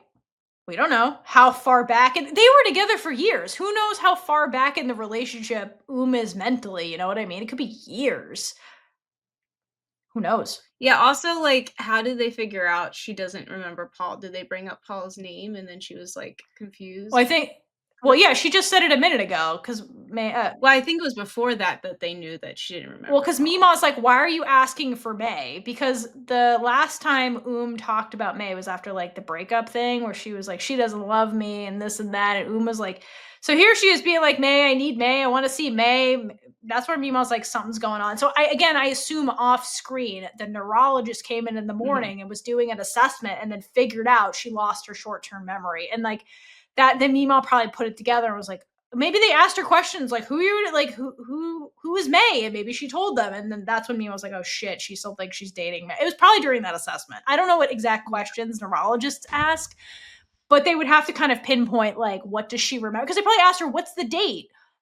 Those are general questions they ask. So like maybe she said months ago or something, and they're like, okay, she lost her short-term memory. And then Mima put it together. She's like, she didn't even meet Paul yet. She was at the other airline. Like, yeah, I think it happened off screen during her exam, personally. Yeah, But like again, that's fair. the red flag to Mima was like she's asking for May. Why not Paul? She's asking for May. So that was the red flag. Which like even if she didn't lose She her would never short-term ask memory, for wouldn't she would never be asking for she Paul. would exactly she wouldn't ask for Paul anyway. It would be a red flag if she's like, "Where's Paul?" I'd be like, "Oh, you care about Paul suddenly? What the fuck? Yeah, Is Uma okay?" like, if May was out of the picture and she couldn't ask for May and her sister was there, like, and she knew where her sister was, she'd probably ask for Jan Yeah, she'd out of ask for everybody. Jan, exactly. She would never ask for Paul Paul. who? Right. She wouldn't remember Paul even if she had her memory. Exactly. Exactly. That's unfortunately so true. You're right. She'd be like, "Jan, where's Jan?" It's so true. I'm also surprised she didn't ask for Jan. Jan's been your ride or die forever, girl. Yeah, seriously, you should be asking for You should be Jan. asking for Jan. I agree. Justice for Jan. I wonder if Jan found out. She's like, I'm a little upset you didn't ask for me. I'm still out here buying kanji for you. You've been in a coma for a while. You can't even ask for me in the hospital. My budget has been like, I've been spending so much money on this food that has not been eaten. Right. That I don't even like. It's all in Tupperware containers in the freezer. And she'll give it to later, be like, "This is all yours." See, I thought of you, And it was like, "You got a kanji problem." Yeah, kanji, lovers anonymous, Jan is going. Oh Anyway, my gosh. poor Jan. Anyway, instead of answering Jan, I just looks away and then says that they should wait until she gets better to see what she actually recalls, which is fair Yeah, because you yeah. don't know what she's actually gonna remember. No, nobody knows, and I think it's I, again, holding on to that little sliver of hope that, like, she's gonna get to keep May, but it's becoming more and more apparent that that's not gonna be the case, but, she's like, "Oh, we'll see. She gets better, then, like, we can tell her about Paul, and I can have May." Yeah. And I then lowers her head and says that they should just all avoid mentioning Paul. And this is painful for I because Yeah. she literally just tried to mention him, hoping would remember. But now she realizes the best thing for is to play along and hope she remembers herself so they don't cause her pain. Yeah. This is a terrible situation for everybody As involved. I mean, all these scenes are lose-lose situations. Nobody's winning. Not even Jan. I mean, Not won even because she made it out of the coma, so that's a win. yeah, good job, Good job, You didn't die. Poor It's only gonna get worse for you, dear. It's gonna get worse for everybody until it gets better. Literally But it everyone. definitely only gets worse for Correct. and Officer Hottie. Yeah, also, yeah, again, that's why they should end up together. And Officer Hottie get screwed the most by everybody. And not in a good No, way. not in a good neither of them in a good way. It was all bad. Okay, so then we head to May's house, and May is holding on to the necklace that I gave her. To Eye's heart. She's holding Eye's heart. Yes, and there's a council meeting about to happen. There sure is. And the scene is so like Tan enters May's room, and the scene's very similar to when he went to tell May about the car accident and that was in the coma. Yes. And this time, the whole setting is lighter. So Yes. you can visually see it more, and this is maybe to represent that this is not bad news this time. I mean, like, it's not the best news, but Correct. he's telling her that woke up. It's Yeah. not dark and gloomy. That's really true. That's a good point. It's like their positioning is the same and everything. It's just we don't have the Mhm. save the date. Instead, we have eyes heart in the scene Yes. So we have something good instead of something bad that we're looking at first in the visually. scene. Yeah. So that's why, yeah, visually, that's why it's lighter too, because like darkness, oh my god, the person that, well, she didn't even love her because I she know. find that's a whole it's a whole thing. Let's not It's a think too much whole about it. thing. Yeah, if we just keep sitting here, we're just gonna go back over everything and it's a lot. It's wild we're here right I now. know. The whole Anyway. show is wild. Okay, so when Tan goes in to tell May, he says it very matter of factly that woke up, and there's not much emotion in his voice. Meanwhile, May lights up hearing this. Not because it's a good thing is awake, Nope. but because she thinks that maybe will tell I about everything so she doesn't have to. So she's being very, very selfish here. Thank you. Yeah, I'm like, what? Like May is immediately like, how it makes it about herself, and it's like, girl, I thought she was so happy that was awake, just be like, oh my god, she's okay. No, it no. has nothing to do with I know, it's so fucked. So fucked. It's really wrong, It is. actually. I agree. Again, yeah, again, May makes it about herself, and it's like, the girl, what? It's fucked. Yeah, I think May really is selfish Yes. in that way. Like she Uh-huh. it's always about her. Yes. Anyway, this is when Tan tells May that only remembers her, and this makes May realize what this means. Uh-huh. Still thinks that she is with May and doesn't remember giving her sister to her. And this entire time, May was clutching the necklace that I gave her. And but like once she realized what this means for their relationship, she drops her hand and asks what I will do now. Like I, not her. Ioun. What will Ioun do? Right, not like Yes. What's gonna do? She's like, fuck, this throws a wrench in my life. What is Ioun gonna do? Girl, you Yeah, could seriously. tell her. I just How about, oh my god, lost her memories? Is she okay? Yeah, Will also she ever that. regain them back? How's your sister? I know you love her. Is there anything I can do to help? Literally. No, none of those thoughts. It's how will this affect me? Which is super fucked up. It really It's is, so fucked. especially like for Yes. the Again. person that she Ooh. thinks that Or she's in ooh. love with right now and thinks she's dating does not give a flying hoot about her. Seriously. Poor Hey, poor I love you, I'm sorry. Justice for you.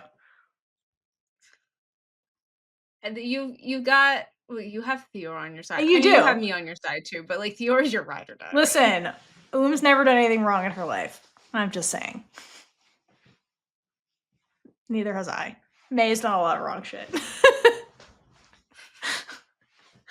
May has May done a lot has of done a wrong. lot of fucked up shit. Anyway. Anyway, moving out of that scene, we go to Pang and We Jan, sure do. and they're on like this little meal date thing. I don't know if it's a date, but they're together and they're only together, It's definitely so a it's a date. date. After leaving the hospital, I assume.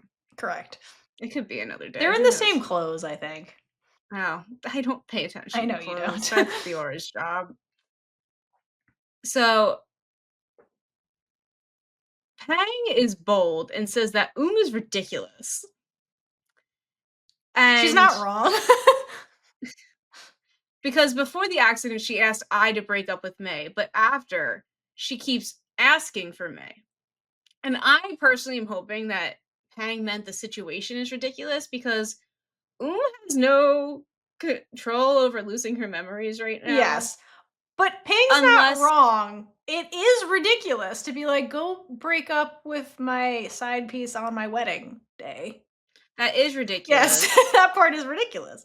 But losing her That memories part is is not, ridiculous. to your point. But, like, the way that she's bringing it up now Correct. is the way she's making it sound like she's like, "But now she wants her." Okay, Like, paying sta unless go ahead, sorry. like, Pang thinks that is pretending, which You would know be on what? brand for this show. You know what? Everybody's insane in this show. Paying's not wrong. But yeah, to your point, to that point, like if had gotten out of the coma and was like had her memories and was like, I've seen the light. I've been in love with May this whole time. Like I gotta get her back. Like then Paying can say is being ridiculous, but like losing her memories is not ridiculous. Was in love with May at one point. Yes, Yeah, she she was. was. She was hurt. There's a reason why she's calling out for her. Correct. Anyway, so Pang continues to say that the problem lies with I now, and then asks Jen if she thinks that wants May back.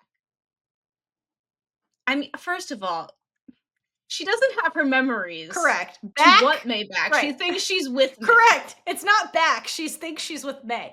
And then I think that a lot of Pang's anger right now is like because she's upset on Ai's behalf because she saw how Ai's heart was breaking in that like waiting room. But you are correct in Yeah. everything you're saying. Hmm. And so Which also, Jan brings wait, back. also real quick, what a 180 for Pang though. Because remember the beginning of the show, she was like, "Fuck that bitch! Like you don't know her eye, like she could be dangerous and all this shit." And now here's Pang being like, "That's Ai's true love." Like, how dare interfere? Like, what a 180 Pang did. You know what I mean? Well, she had to heal her own heart first. No, but like, yeah, I agree with that. But I think that when it came, she was really dubious about the May I relationship, and now she's like supportive of I and I's like genuine feelings and stuff. Like, Payne came a long way with that aspect, also. That's true. Yeah. Okay, so Jan brings back the question that Pang asked when they were helping I and May get together. Yeah. And Pang wanted to know why Jan was helping. So this is when Jan lets Pang in on the fact that the reason asked I to break up with May for her was because she hoped they would Which meet. is insane. She also reveals that May has always known that I isn't And we are all paying in this scene. Yes. So I is literally now the only person who does not know this fact. Also, Officer Hottie doesn't know because nobody told her anything at all. Oh, that's true. That's true. Officer Hadi doesn't know. That's fair. But Never yeah, mind. no, it is literally insane that everyone finds this out before literally everybody except Officer Hottie because nobody told her anything to begin with. But like everyone, the fact that Jan is like just casually, she's like, by the way, May knew that was I the whole fucking time. Like Jan's like, wait, what? Yeah, Pang's rightfully surprised by Yes, this. because that is all of Because us watching the what? show. Like, What? what? So she's right. Is a bit ridiculous. So is May. May is very Yes, May ridiculous. is super ridiculous. So is your relationship, Pang. Also that, yeah. You're dating Jan. Anyway. Jan's a hot mess. So Jan continues to tell her that they all know I is May's first love. And when found out, she was heartbroken. Yeah, valid. And I love that she's just like, we all know this. All of us know that, by the way. Even I know, finally. Yeah, it's something Un actually does know, is that she was actually May's friend. That's the only thing I knows in this relationship. The fact that found out and was heartbroken about it. Also, new information to Jan because Pang was coming out here guns blazing for and then Jan's like, by the way, knew that her girlfriend was in love with I, not her the whole time. By the way, so my friend's not crazy. This situation is crazy. Situation is It ridiculous. really This situation is ridiculous. It's so crazy, and it's even crazier to hear it like out loud because Janice is monologuing, like recapping the show, and it's like this is insane. This is what we've been watching the whole time. Hmm. Oh my god, it's really funny. Oh, Jan. Yeah. And so, yeah, so Jan's trying to get Pang to understand the reality of the situation by explaining all of this to get her to realize who they should be feeling sorry for Yeah. because is going to get her heart broken Again. all over again. Yes. And that is fair. Because, like, to Pang, was being cold by having her sister break up with May after she got married to someone else. Sorry, it's still insane to hear And it out that, loud. yeah, I know, right? Sorry. And that must have meant she didn't really care about her. Right. That is how that reads. But now she knows that isn't the case. And this is a whole lot more complicated than she thought. Yeah. And it was already very Yes, complicated. no. 100,000,000%. Very. It's so it's complicated, the show. Just like, this is insane, the show. All Yeah. right. So Pang nods her head, understanding, and this is when Officer Hottie decides to show up and sees the two of them on their date. Yep. And talk about another very complicated situation. Talk about getting your heart broken again by the same person. In walks Officer Hottie. It's almost like Yep. Karma sent her. It's like Karma hates Officer Hottie and like sent her in there to be like, "How's this for you?" Poor Officer Like she's not trying to keep tracks on Hottie. them, but yet No. she does. Oh my god. Seriously. And Officer Hottie starts putting things together because she's not dumb. And Pang looks up and sees Jan's just staring off into the distance. And when she looks to where she is, she realizes Officer Hottie is right there. So Pang calls out to her. And you can tell that Officer Hottie is confused, but also kind of understanding what is happening. So she reluctantly walks over to them and asks them why they are together. And these two bitches look super guilty. But like, At, honestly, like, they don't say anything, but they could be like, "We're working on case," because that's what they were discussing. Like, they could have said literally anything, and they're just like looking guilty as fuck. They're like, "How do we tell her this is a yeah. date?" You could have Well, said anything. they're just dealing with all this and I and May stuff that they're like, my brain can't comprehend anything else right now. My brain's broken. That's honestly valid. Like, I'm trying to keep their relationship like timeline figured out, and like it's It ridiculous. is Just like trying ridiculous. to like that situation is ridiculous. So You're not yeah. wrong. And then like at the end of the day, neither of them want to hurt Officer Hottie. Correct. And like they know that this is a shitty way to find out. Yeah, and like really this love triangle is just mirroring the I May love triangle cuz like again, I and May don't want to hurt and doesn't want to hurt. You know what I mean? Like they're trapped in a similar situation where there's like somebody is going to get hurt and it's and Officer Hottie. Ultimately. Yep. Yep. It's really shitty. It's always the one on the outside, always looking in. Yeah. And we end the scene with the most awkward standoff, So awkward. but also kind of beautiful at the same time. That symmetry, I man. love the symmetry of it. Yep. Okay, so then we get to the next scene where May is texting, no, I is texting May about finishing her novel and tells her to prepare her reward and get ready to hear her request. So it seems like I is all in on continuing this relationship with her sister. Nope. While her sister still thinks she is with May. Sorry. Like I That just would have been really ridiculous. yeah, no, then we're watching a fair. No, I think that again, I is just she's hopeful that memory loss is going to be temporary and they're going to Yeah. like make it through this and then she's going to get to tell May the truth about who she is and like all that kind of stuff. But here's my deal. Meanwhile, I was just gonna say, meanwhile, May is just still thinking about herself because she tells I to come quick and she'll be waiting for her. Oh, I'm sure she will be because she wants to give her her reward. so that I will never leave when she gets the reward that is sex with May. Anyway, my thing is like, okay, so then we're gonna find out that Oom's watching this shit. It's so incredibly bold and stupid of I to be texting May right in front of Oom. Yeah. This was so Well, stupid on I's part. okay. No. All right. Here's the deal, and we'll do this in the next scene as well. When people are in wheelchairs, they're kind of invisible. Apparently, that's what this Oh my episode god. part is showing me. What the fuck, guys? You're not wrong. Because it's true. Like we see this. Okay, so spoiler alert That's with so Ben in fucked. the wheelchair. He's literally in the background, and they're talking like he's not I know, there. they do have this whole her and Kasol have this whole conversation as if he's not there, which is so fucked. You're not wrong, which is a fucked up thing, because like, that, like, it's a fucked up thing to say about, like, non-able-bodied people after we spent an entire show highlighting, like, May's blindness. That's actually pretty fucked if you think about it. Yep, but they're invisible.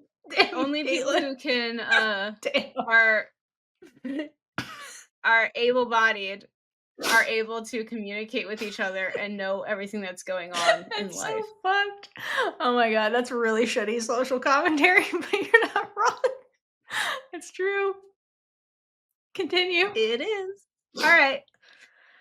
Okay, so while I is smiling at her phone, leans a bit in her chair because she has to be seen, and to look at her sister, and then she smiles.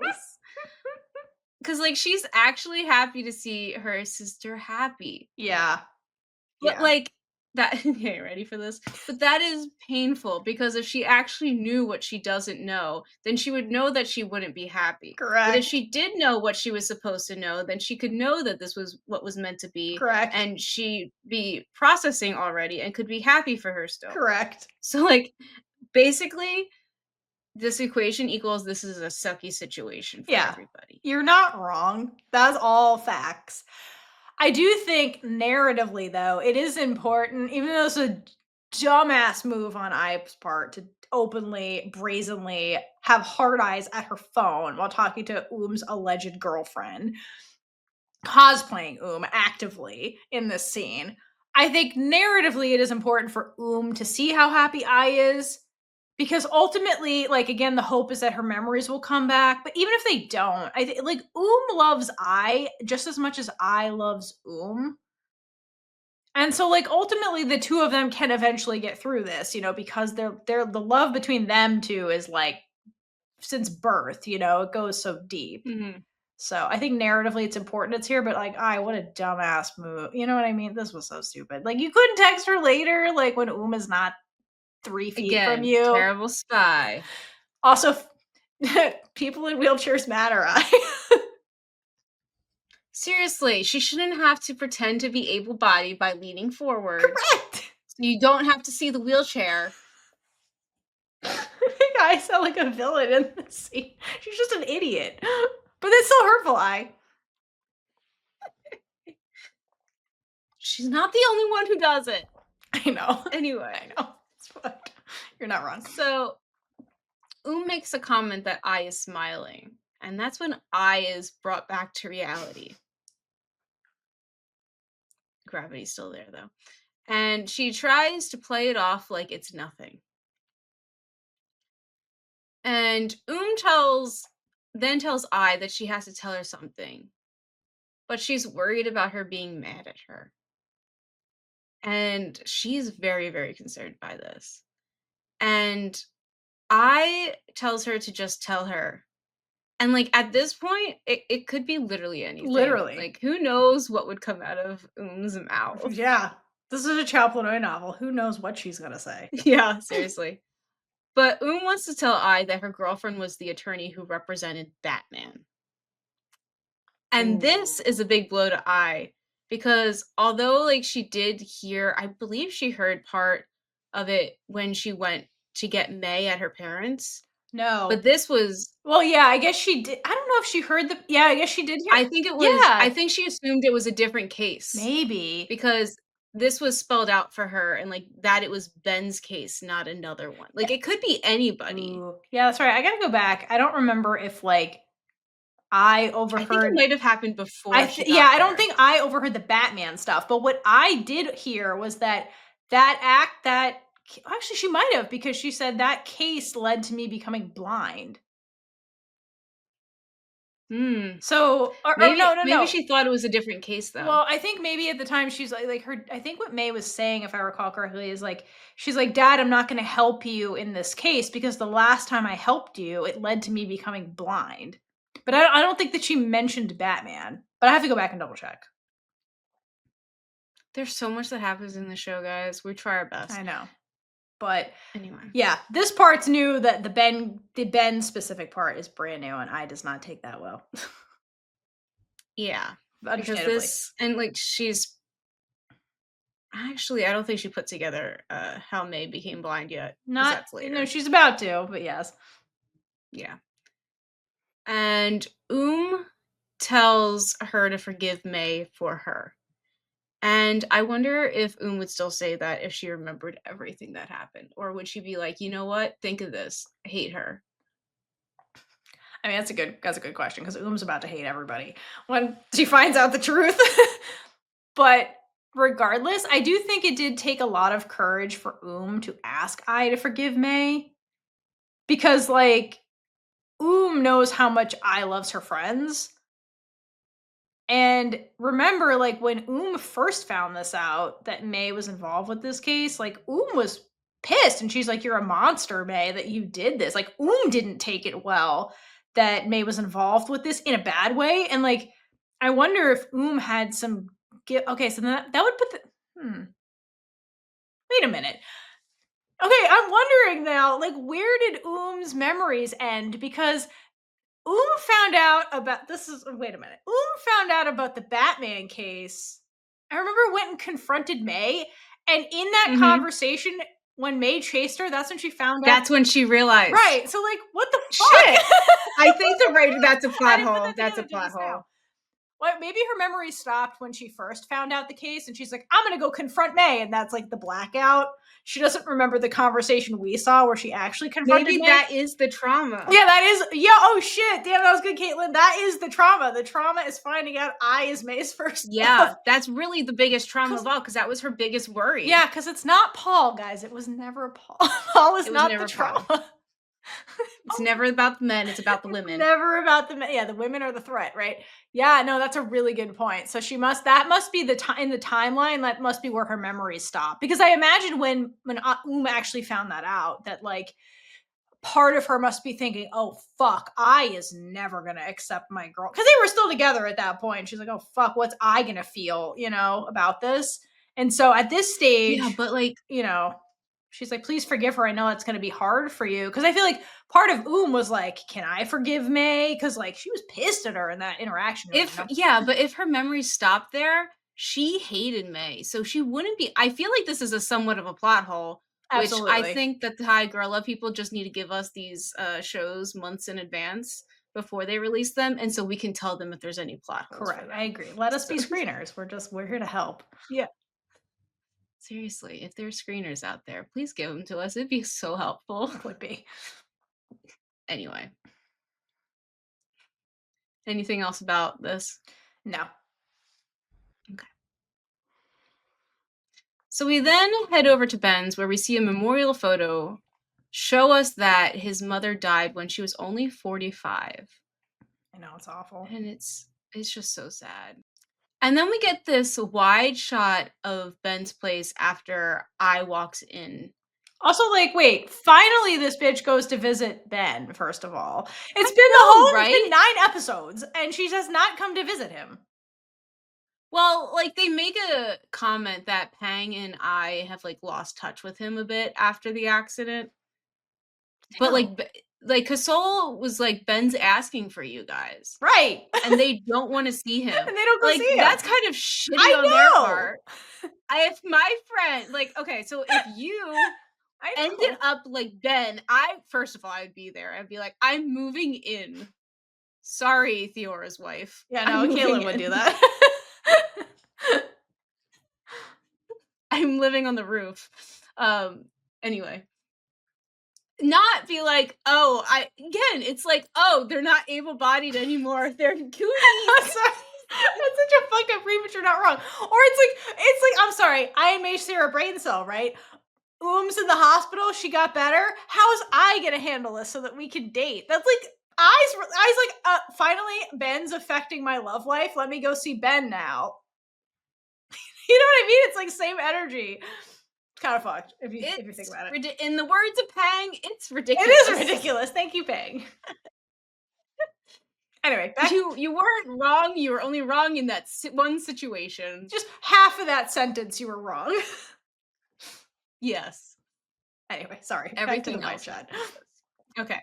So, and when we get the wide shot, this is a very empty place with like very little personal items. Correct. You see a hospital bed with like this pulley system, so like Ben can try to move himself. Yes. There's also a hand ramp to get across the room. And so like this whole place had to be reconfigured to support his new limited abilities. Correct. And it looks way more like a hospital room than a home. This is not cozy. They try to hang curtains to make it cozy. That's about it. Yeah, so again, since we know that Pang and I haven't really kept in touch with Ben because he has cooties, this is I'm just kidding, guys. I'm literally We're kidding, just making but fun of them. Like, yeah. mostly by that we mean the writers. Because like why did you not go see Why him? did this take 9 episodes? Writers. Writers, we do love you though. We do. This is probably the first time that I is seeing all of this and like what Ben's place has become But I wanna out say of that, like, necessity. the equipment he has in his room is all very advanced equipment. That's fair. So and, like, Ben explains basically why he has all this equipment, but, like, this isn't typical. Like, he has all the advanced equipment so that he can do this stuff on his own. Like, That's a good that point. bed is expensive as fuck, the one that he has. Like, that's, like, top-notch, like, medical equipment. Also, like, kudos to, like, again, the production and set design people who are, like, kinda showing you, like, with this little just this wide shot you're talking about, just, like, what Ben's environment needs to look like for him to function independently or as independently as possible, like so it's cool that they added this again, this isn't in the book, so, like, it's I don't think she ever sees Ben in the book, so, like, it's nice to have this. If Yeah. you're not aware of, like, what spinal cord injury patients are kind of like how they have to live and stuff. I had to take care of a lot of Oh, them, so definitely. yeah. Yeah. Not every one of us is a doctor, so Spinal cord injury, like, units and stuff are not common, so, like, also, like, a lot again, most people don't have exposure with it, but this is really cool, like, the stuff that he this is pretty accurate stuff, so it's cool that they added that little glimpse. Like, they did a good job with the medical stuff, honestly. Like, it's an insane scenario because Chow loves her comas and insanity when it comes to that stuff, but, like, they did a good job of, it's like, chow. fleshing out, like, if this happened, what would it look like kind of thing, and I like the details in Ben's room because, like, if he really was, like, had a spinal cord injury where he's had lower level paralysis, like, yeah, he would not need all this equipment because, like, he has the bars because he still has his upper body mobility, so he can, like, pull himself up, and to get out of the bed by himself, he needs to, like, upper body lift himself out. You know what I mean? So it's cool the way they Yeah. kind of show all this. I mean, you kind of like mentally can put it together just by like looking at the equipment in his room, which is cool. Mhm. So then, uh, Ben, well, after I looks at it closely, and there is this like shaky camera work that's done. So I feel like that's from I's point of view, just like looking at everything and just like really trying to take it all in. Like this is what Ben's been going through, and when you weren't visiting him, Yeah.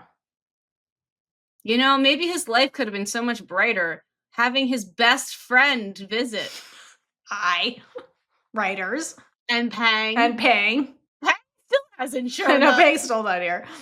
Pang's the worst one. Well, it doesn't affect Pang. Pang is stuck in her love triangle right now. She's busy. Yeah, they're legend says they are still in that standoff Yeah, they're today. still at that date, all awkwardly together.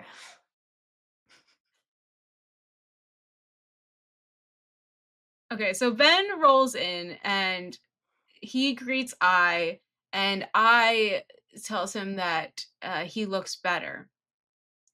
And Ben responds since I didn't die, I should live well, right? And like this line shows that Ben has been processing everything Yeah. and is able to make light of what happened. So he's come a long way. Mhm. And then I mentions that Kasol told her that someone was helping him. And Ben's like, "Oh yeah, it was Batman's attorney. I used to hate her and didn't want her help. But then Kasol said that you took revenge for me. So I accepted the help." And I is very So confused. am I. I'm too like, why are we blaming this on I right Right. now? What? Because, like, again, this is information Ben got from Kasol. And Kasol's like, don't worry. I took revenge for you. When? When did I take revenge? Maybe wait, hold on. Maybe he said I took revenge and he thought he meant That's I. not how pronouns work in in Oh, Thailand. that's right. That's That's right. not That's how that right. Never works. mind. But yeah, no, like again, like what goes on in Kasol's brain that he's like, oh yeah, this was Ioun. Ioun enacted the revenge. Ioun So didn't that do must mean shit. that he must be like trying to get rid of his own guilt by blaming it on I, but not Maybe. like blaming I directly. Or like that was his mental coping mechanism after it happened and he blinded this woman. He's like, Ioun told me to do it. Ioun told me to, you know what I mean? Like he compartmentalized and he was like, that was all Ioun's idea. What? Yeah, but then he doesn't like go after her being like, "Oh, it was all you." This was weird. This dialogue was weird. Like then we get the flashback that kind of explains it, but it really does not explain it. No, no, that flashback does not say. We get another flashback later It still does that not puts explain more it. context into it, but it's No, this is another plot hole of Pluto to make I feel we're guilty. this is the section of plot Yeah, holes. no. Episode 9 is when we start getting into plot hole land.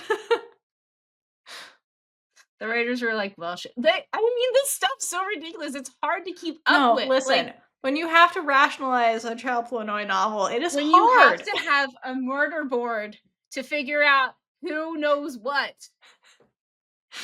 That's That's when plot holes that's when happen." plot holes happen. You're not wrong. I know. It's so wild.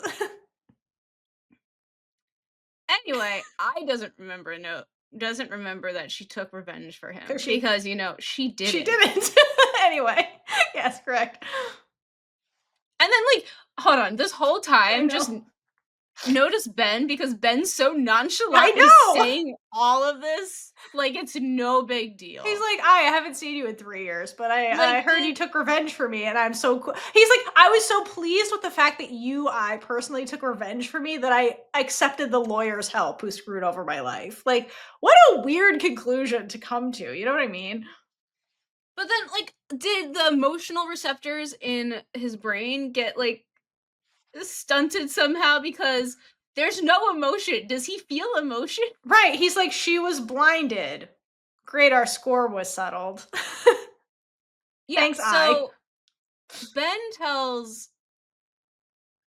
I that Kasol mentioned that I was the one who told him to hit her in the head, and that is what caused May to become blind. What never happened. Is Kasol And okay? like, hold on, hold on, hold on, Oof. because like this is kind of wild. Because Kind of, yes. hold on, like this part though, that it took May becoming blind as revenge for Ben to accept help from her. Yes. That's what I'm Because, saying. like, it doesn't seem like there's any remorse on his part either that his friends did this. And now he's like, "Sure, I'll take your money Yeah. Because now that you're I blind." guess, like, it's like a Buddhist thing. I'm not blaming Buddhism for the violence. I'm just saying it's like a karma balance where, like, again, this is Batman's fault, not we're blaming the lawyer when this was Batman. So, like, anyway, Well, okay. Batman, like, The whole issue was that, like, got the charges but down. So, like, still, that was her Batman fault. is the one who made Ben Yeah. paralyzed, not May. May is the one who got him off the charges because that's her job as a lawyer. She was doing her job, and she's extremely good at her job. That is not her fault. She's just very good at her job. She did her job. So then we're mad at the lawyer, not Batman, the guy that actually paralyzed Ben. And so, like, to put good karma, quote, out in the world for Ben. Ben's friends went and attacked and blinded the lawyer, not Batman. And like, I think in Ben's brain, he's like, "Oh, you're disabled too. We're even." Again, Batman got off free. Like the guy that actually did this, nothing bad happened to him. So, like, does this cause a karmic like balance when you're going after the lawyer that didn't assault you and you assault her? Like, it just doesn't seem like actual balance was put out in the universe. And maybe that's why I gets trapped in this insane scenario with May and is now getting blamed for this thing she didn't even do. You're right. And then Ben's like, cool, we're even. It's like, she didn't, she was doing her, what? Like, this doesn't, what? Nope. Like, the mental gymnastics for this is so weird, truly. The mental gymnastics to have to figure this out and The understand mental it. gymnastics to write this, be like, this is a coherent Would love to story. know. I would love to see them in the writer's room, like, trying to figure all this stuff out and be like, "Alright, how do we get from here to here? What are they gonna say?" And be like, "No, Seriously. that's too We wild. gotta No, make that's not wild No, enough." it's not wild enough. We gotta make I guilty as fuck. How do we do that? Like, oh my god. Yeah. Yeah, the way that he has no emotions, it's and Casol's out here being like spread lies about I is insane. Like, what the maybe you and me and Pang should have hung out with them more and they wouldn't have come to this conclusion, these two guys off on Yeah, their own, so you know? basically, Kasol and Ben need to stop talking by Yes, themselves. they need to be supervised by the women at all times. That's what I'm learning. Don't leave men But if they unattended, bad things happen. That's the moral of this story. but if they all hung out together, then Ben wouldn't be seen, so That's also if you that's have also true. no. If I's in the room if really it seems like now if I's in the room, you can't see somebody if they're in a wheelchair. Unfortunately, you're correct. Okay, but now I is putting together that she is technically part of the reason that May, the person that she loves, is blind. We're gonna pause here. Okay, Then we get the so yeah, flashback. now we're gonna go flashback to 2023, right after the trial, and the friend group is fuming about the trial results. But before we get there, we're going to talk about a screenshot that Theora gave me of this quick shot that we get of an article that says, It's announcing the results of the trial. yeah, it says no jail for Batman, suspended sentence. Netizens call him hero for taking down Motorpunk. Meet Marut, a high society figure who likes to dress up as Batman. So this is like what is it called? A spotlight piece of like what a good person he is. Right. Cause like it's like meet this person, this great person that first of all, okay, I'm sorry, who likes to dress up as I Batman. know that I part's never saw this before. That's how he got his name also because he likes yes, there's to a dress up as photo of him dressed up as Batman in this article, which is my favorite part. I thought I didn't think there was an actual Batman connection to this name. I thought it was just a nickname that they like someone named him. Apparently No, this not. dude cosplays as Batman Just went like so much that they call him Batman. but like in life, does she just walk around Thailand dressed up like Batman? Obviously, we got this photo of him. It's so And weird. like So weird. a high society figure. Who even let him dress up as Batman? It's because one, he's a Seriously. male and he has money. But like I can't imagine his parents being like, "Oh yeah, that's my son. He dresses up like Batman." No, seriously, because again, the reason we're in this situation is because this man child is the only son of May's father's best friend. And that's like, what? This is the heir to the family fortune. This guy who cosplays, Batman. cosplays Batman in life and like runs over people on motorcycles for fun. Like, that's the guy. Like, he's an That's unserious not what Batman person. would do, dude. Just saying. How unserious is this person? You're going to put him in charge of your business? That seems like a terrible idea. If you cosplay Batman and you're out there and you're a cosplayer, we're not knocking you at all. It's just like this headline makes him Oh, seem like no. an unserious person. Like, you do you. Yeah, you do I you. just like, the fact that he got his name like, everybody calls him I know. Batman. It's That is his name now, it's so crazy. and everyone just goes I with it. know, it's so weird. It's wild, man. Even Theora did. Theora refused to call him his real That's what they call him in the show, Caitlin. I understand. Batman, it's just the picture of him dressed as Is the Bat it's best. literally just a mask. It's just the mask. No, he's got the cape on and he's wearing, He kudos to the does. intern that put this together. This You just see them trying to, like, glorious take screenshot that made it. they take these photos back to back for this. This was like a 2 second, not even like half a second clip. Good job, intern that put this together. This was hilarious. This like news. This is again, they're finding out for the first time at Ben's mother's funeral the result of this trial, and this is the breaking news article that ruins Ben's life. It's the most unserious way to find that out. Something that is truly serious Yeah. for Ben. It's fucked. It is freaking Batman. Anyway, I just this was the ridiculous. second I saw this, I was like, "Are you kidding me? No, it's Like, canon. really? It's canon. This is where we're headed. Okay. Alright. But like the fact that they're Alright, like but he's a hero because he took down a motor punk is also some wild propaganda bullshit. Which means that like Daddy probably paid whatever the press outlet this was to mhm. spin a good story of his heroic son who almost killed somebody on a motorcycle. That's how they're framing him, which is super fucked up. Batman, the actual Batman, doesn't run over people on motorcycles. Because they're trying to frame him like a hero, Not like Batman, like actual Batman. yeah. As if Ben was some villain on a motorcycle and this guy heroically saved He society, was literally doing nothing. I mean, literally. except speeding.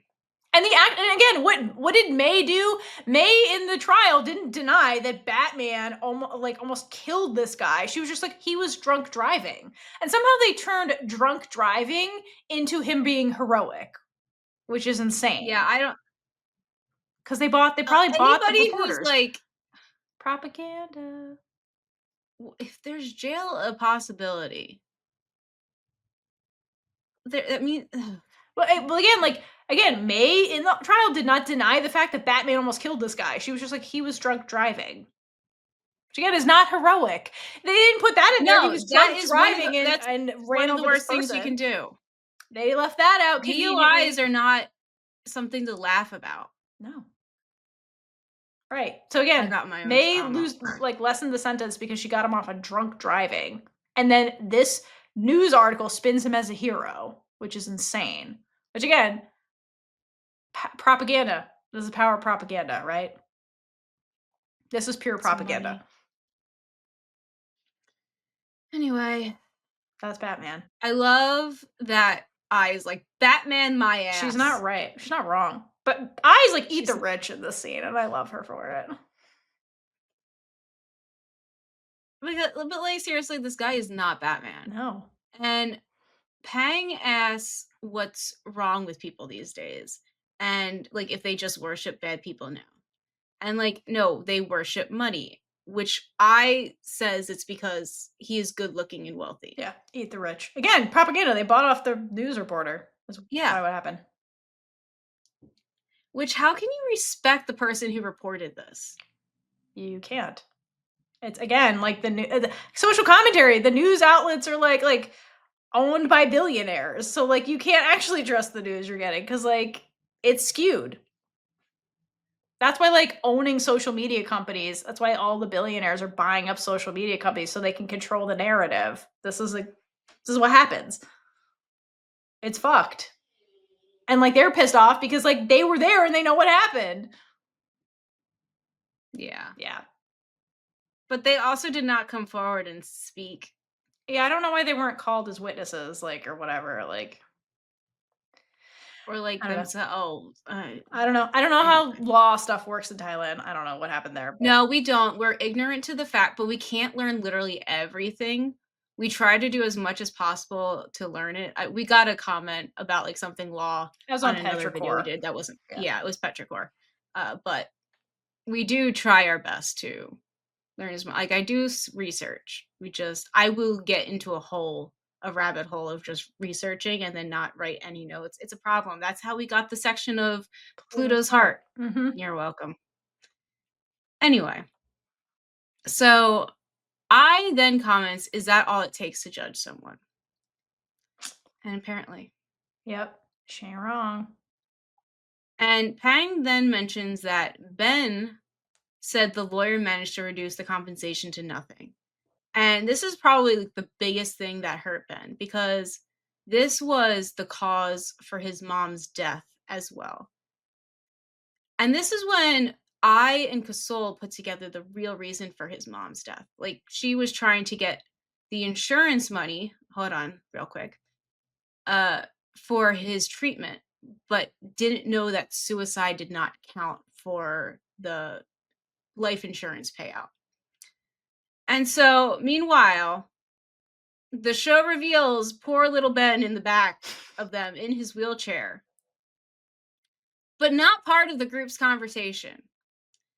And like it shows how isolated this accident made Ben that not even his friends are including him in the conversation.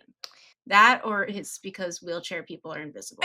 It could be that. Also, like again, if you look at everybody in the scene, everybody's in black. They're all in mourning colors because they're like at the funeral or like part of the multi-day funeral Mhm. situation for Ben's mom. So it could be that he's off in the corner, like mourning his mother because he wants to be alone, and then these three bozos are loudly having a conversation about him. Because like if you think about it, they're mourning, so like their emotions are running higher than normal because they're upset over Ben's mother's death. And so like I think that leads into like where this conversation is headed and why they're being like, I don't know, so loud about it because they're just like emotional right now. But yeah, I wonder if that's why he's Yeah. over there because he's mourning his mom. And then like again, it's weird. It's like for me, I'm like that's kind of weird. Usually, life insurance policies, like obviously a suicide would like disqualify you, but it could be just a commentary of the fact that like was Ben's mom literate? We don't know. Like, Yeah. did she, again, and it could be like one of those things where it's like law literacy, a disparity between like the haves and the have nots, where like the reason Batman gets out of this is because he had access to a lawyer who knew how to maneuver around the law to protect him because that's what lawyers do. And meanwhile, Ben's mother like didn't have that knowledge of the law and was trying to do what she thought was right, and then like didn't realize that it was quote breaking the law, and then like disqualified her for this thing. So like her sacrifice was 100% in vain.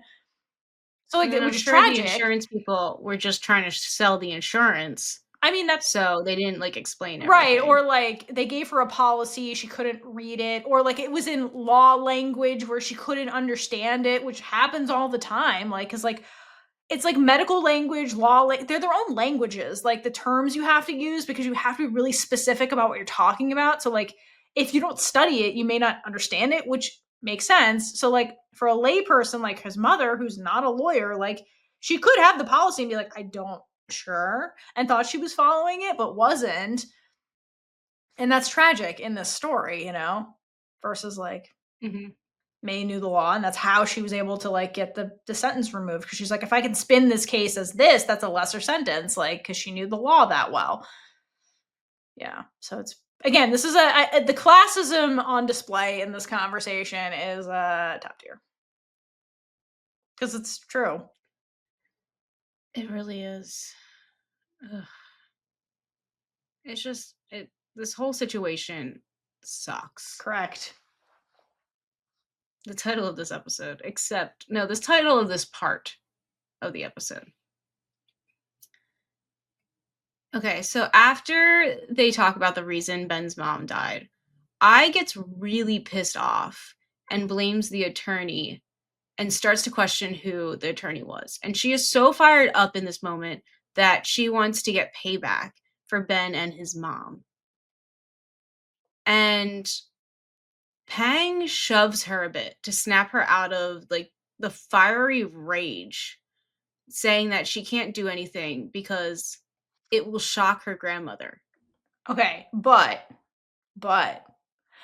I in that scene, in that moment, really read like she was ready to go throw hands with May herself. Could you imagine if that's actually what happened? And I was actually the one who stalked May and then attacked her? Mm. Like, what if it was I that actually went after May and not Kasol? Then what? What a fucked up And, story like, if that would she have had to been. go back, well, I don't know, would it have been the same thing that happened when, like, your sapphic Disney theory, like, they see the villain once and was like, "Oh my god, you're beautiful. I'll That's do one anything read. you want." I was like, "Oh my god, she took her glasses off," and I was like, "Whoa." It could be. That could be it. Or like, or I does what Kasol does, gets on the motorbike in the mask and like goes after her. And like, what if I was the one that actually assaulted May? Like that would have been really fucking wild. And then Oom's like, go break up with her, and then Yeah. like that would have been wild if it was actually I, because I looked like she was really ready to go fight her, and Well, like first of all, May would have seen I's face at one point, possibly. I mean, if she and was then obscured by the helmet, she might not have, and if she's afraid, because she didn't recognize Kasol for a really long yeah, time, that's so true. like it would have been really fucked up for May to find out later though, because like the irony of that though, if that was the situation, because I was the one who saved her, and then to be and then assault her later, like that would have been crazy. I'm surprised Chow didn't write that, to be honest. Chow would write the she takes her glasses off and, like, Chow I has was written like, that so many times. yeah, I I think know, that's that's why I'm like, coming from personal experience. I'm convinced. has to be at I'm this point. convinced. Or manifestation for wanting it to be Yeah, personal that's her experience. kink. She really wants a girl to take off her glasses. It happens a lot in her novels. Anyway, but I just if you have any thoughts about how that would go down, that would have been wild if it was actually I that like threw fists with May. And that would be, and, like, to have to go back and, like, be in her house. Like, how would that And then May situation kisses go? her. Like the how much messier would it have been if that was actually the scenario? That would have been crazy. Yeah, and then, like, "Oh, Yeah. wait, because if she doesn't know." Oh, and then I would have been the only one who knows that this was May. Yes. That okay. Uh-huh. Like how insane, much more crazier would that have gone down if like I actually was the one Kind assaulting of May? want someone to write that fan fiction just because I'm curious to see how that would I'm actually so play curious. out and And I then, wanna like, from see. I to be like, "Oh my god, my sister's in love with this horrible person." You know what I mean? Like, it just would have, But like then, like, she kisses her and she still gets these feelings and right! she's like, Yeah. "But Ooh, but ooh. but Yeah. but No.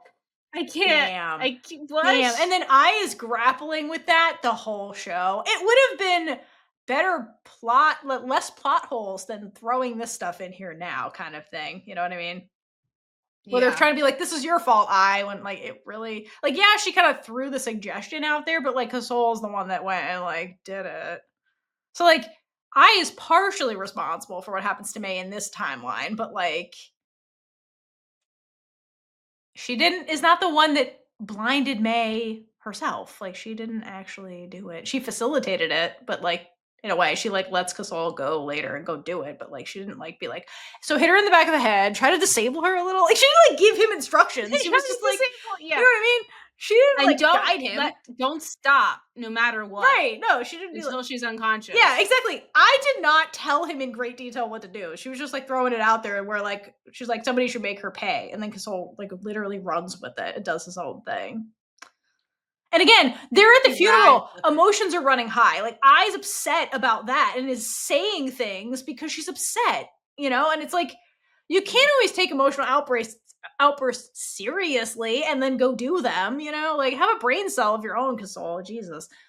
You gotta sleep on it. Right. This is like a highly emotional time for everybody, like, you know? Anyway, Yeah. sorry. Good. All right. So the group then looks back to Ben, who seems very out of it. Like, because this guy is now grieving his old life and the loss of his mother Yes. while trying to figure out how to keep himself living, like, Yes. keep living himself. Yeah. Like, that's a lot to do when you are disabled, And your friends are about to first of abandon you. all. Yes, oh my god. Take a good look at your friends, dude, because 'cause you're not gonna see them for, like, 9 Say years. goodbye to paying an eye. And I makes a comment about how life can be so unfair. Yeah, And honestly, like, I have seen a lot of how life can be unfair. totally. And then we get another shot of the memorial, uh, plaque for Ben's mom, and again, it's so sad. Yeah, that's to show us that they're at the funeral. Mhm. Yeah. And to, like, it bookends Yes, the how he beginning started. of the first scene. So back to present day at Ben's house. Ben says that the lawyer must have felt really guilty because she didn't even call the police when she saw Kasol. And eyes start moving back and forth a bit. And like this is when she's thinking about the whole situation and realizing that it was Kasol who made her blind. Well, hold on. He says that May didn't call the lawyer when she didn't call the cops when she saw Casol. So May came by when she wasn't blind. I Mm. guess. I guess she tried to confront Ben before she went blind, and like Casol's the only friend who sticks around apparently with Ben. And she might have seen him and then because Casol says later, like, I was waiting for the day when you're gonna call the cops on me, and So you she never must did. have maybe it was that same day of the trial or like even it had to have been like the day of the trial that she came and was trying to help him. Yeah, because she got blinded the day. Yeah, the timeline is weird. Because The show is the weird. show is weird. I thought she came and saw Ben after she was blind. I think it might have been like a couple times. Maybe. I think you're right. Because Maybe she she's came by the helping him first out, time and then he so was like, "Fuck off," and then, like, she came by yeah. again after she was disabled and he's like, "We're on equal footing now, okay." Yeah, maybe. Yeah, "We made you blind, you can now give "You me can now give money. me money. Thank you." Yeah. We will not be giving you anything in return." Sure. Yeah. Except I, apparently. Jesus. Show is wild. Yeah, Anyway. so I is now realizing that it was Kasol who made her blind, and at this moment, Kasol comes in running saying her name. And the way that I turns around with so much hurt in her eyes is so I heartbreaking know. because now this is someone that cares, like, that she cares about who hurt the person she loves. Yes. But that's also the other way around as well. So, like, I don't know what she's supposed to think right now. Like, this is so much. I think it's just like this is a preview to I finding out the things that everybody knows except her, and like the way she Mhm. like. I think she feels betrayed because nobody fucking told her any of this shit. Nobody. Girl, just wait for I it. Just know. wait for it. This is just a preview. That's what I'm saying. You poor thing. But, It's all down, and it's all downhill from here. It's all downhill. Sorry, I. the title of the 3rd act of the show. It's all downhill from here. Okay, so Kasol talked to Mima, who told him that I was talking to Ben. And I completely ignores this and asks him if he always As knew. she should. He's like trying to make small Yeah. talk, and she's like, "Bitch, you betrayed me." And Kasol, like, quickly puts everything together and just immediately apologizes to I. Meanwhile, Ben has no idea, like, what can of worms he opened No. and is just sitting there like, "What's going on?" I mean, that's how he's been, like, the whole time. Like, "Hey, guys, my friends are back." Also, like, she's about to go into this whole tirade about how she fell in love with May and like Kasol watched it happen and like let her do that with the knowledge that she was responsible, air quotes, for blinding the person she's in love with. Did Ben even know that? That I was in love with the We lawyer? don't know. Kasol probably did not, relay the right story if he did. No, that's So, so true. You can't. Kosol is an unreliable narrator. You can't trust him. But like Ben also doesn't react to any of this. cause he got the emotion part taken You're out with right. his You're time. right. That's what it is. You're so right. You're so right. Sorry. He's got none. Continue. Sorry. It was a It choice. was a choice.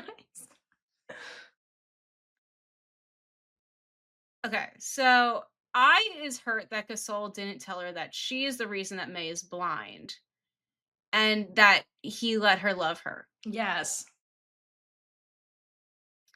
And Gasol tries to get her to realize that she didn't do anything and that it was he who assaulted her. So, like, he is taking the blame for it. So then why did he So tell it makes Ben no his sense. eye? One of them is fucked up, and it might just be Ben. Are there multiple writers for this series? Yeah, Because they're definitely writing different they pulled a things. Glee. They couldn't keep their story straight in the writer's room. Um, yeah. So, like, I agree with Gasol right now, Right the only now. this time. Mhm, just this time. I may have made a comment, but Gasol is the one who went through with it. Correct. Yeah, but I think, like, okay, from I's point of view, again, she's one of those people that puts her loved ones on a pedestal and cares about them more than herself. So I think that if she rationalizes that, like, she was the instigator and that she's partially responsible for the fact that May was hurt, like, that's going to deeply hurt I, because I would never want to hurt her loved ones ever in any kind of way. She's the one who's like, let me sacrifice myself and put myself in harm's way for other people. So I think that's why it gets to her so deeply. And also the betrayal, Mhm. which, like, yeah, everybody's keeping secrets from her. Understandable. Again, just wait for it. I know, but this is a big one to learn about. I blinded May. Yes. Like, Yeah. yeah, based on who I as a person, this is the bigger It's thing. going to take a lot for I to not think she is the direct cause of May's blindness. Mhm. And Yeah, because we Gasol also sorry, go ahead. Gasol also doesn't say anything right away because, like, it's kind of true. Yeah, it's kinda true, and, like, again, I think this is the bigger betrayal because, like, later when I finds out May knew who she was, like, she accepts that real fast. You know what I mean? I think this is the bigger thing because, like, it goes against who she is as a person down to her core to, like, harm her loved ones. Yeah. So, Yeah, and I tells Gasol that he's the one who encouraged her relationship with her, and she truly fell in love with her. But how can she live with herself now that she knows that she is part of the reason May is yeah, blind? she's like, "I ruined May's entire life," like, meanwhile, it's like, Ben is in the corner, paralyzed because of Batman. Yeah. You didn't have this energy for Ben. I mean, you did, but, like, damn. Yeah, again, because I can't reconcile the fact that she was so angry and ready to throw hands with, like, the person she's in love with. Like, damn, it's like, well, how the tables have turned. I like, you know what I mean? Yeah, and Gasol tries to calm her down, but I keeps saying things like, "How can I live now?" And, like, that's really scary after everything they went through with Ben's mom, Yep. and everyone gets silent after she says that. And I then continues to say that she's fallen in love with May and asking Gasol what she should do now. She's more like screaming because, like, I is not okay right No, now. she doesn't know what to do. This is fucked up. Yeah, and Gasol tries to calm her down again, but I is falling apart, and we end with I sobbing and just asking, "What am I going to do now?" And this is the most hurtful way to end this episode. It really is. Thank you, Snap 25 team. You know, always leaving the drama. Yep. So that's how it ends. Like, the highest of highs, lowest of lows. That is this episode for sure. Poor I. Poor I. I got screwed in all the I ways poor this thing. episode. But also poor Ben, poor all the people who haven't been Maserati. seen. Yeah. Yeah, not a good episode. I'm still not over the wheelchair thing. That was pretty funny catch. I just fucked up. Everybody is fucked up in this episode.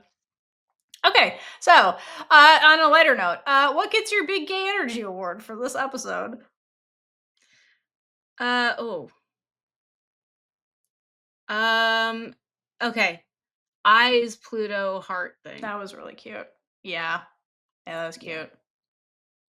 Their sex scene. Give it to them. That one had the most big gay energy in this episode because, like, it was all downhill from there, honestly. So, yeah, those two scenes. And any Taylor Swift songs for you that encapsulate this episode? I have one, but only like a part of one. That's valid. So I picked Afterglow, Ooh, but yeah. the part that says, "It's all me in my head. I'm the one who burned us down." Burning. Such Iron her like high. arson. Yeah. But it's not what I meant. Sorry that I hurt you. I don't want to do this to you. I don't want to lose this with you. So it's all me in my head. Is this I when she was getting so angry after learning about Ben's trial results. And then it goes, I'm the one who burned us down. Like she's the reason that Kasol went after May. Mhm. But it's not what I meant. Again, but she didn't really mean it. She was just angry. Again, if they would have just slept on it, and then, sorry that I hurt you. I don't want to do this to you. I don't want to lose this with you. Now I is miserable because she doesn't want to lose May and she hates being the reason May is hurt. Mhm. That's a good one. Yeah. I would give it to August, which I brought up before. I brought it up for Officer Heidi and Pang and how when their relationship fell apart, but it's kind of like like it's I coming to terms with the fact that like Oom's awake, doesn't remember Paul, and thinks she's dating May, and the fact that she's gonna have to like put her relationship with May on pause for and then the whole thing at the end happens. So it's kind of like our relationship was like this moment in time I'll remember fondly because it's all slipping away from me. Like that's the essence of that song, and I feel like that's I's headspace as the end of the episode approaches. Hmm. And audience, don't forget that song because I will be bringing it up in another It's a episode. great song. It is. All right. So if you made it this far in this episode, this has been another long one. Are you surprised? We want to know. So I have a question for you. Theora gave you a lot of questions during this episode. I don't remember them off the top of my head. So if you listened this far, you already know them. So I hope you either answered them as you were going or go back and figure out that. My question that I have for you is I'm trying to end this on a lighter note. If you could name a constellation after May and I's relationship, what would you name it? I'm very interested to see what you guys come up with for that. Yeah. Yeah. Good luck. Good luck. Thanks for playing. That concludes episode 9. So we'll be heading into the final 3 episodes going forward where the drama ensues, shit goes down, we get our screen time. It's going to be wild. So until next time, hydrate for lesbian Jesus. And gay it up all over the place. Bye. Bye. And with that, we've been Big Gay Energy. If you like this episode, check out all our other episodes right here on YouTube. Please like, leave a comment below, and subscribe for more amazing super gay content.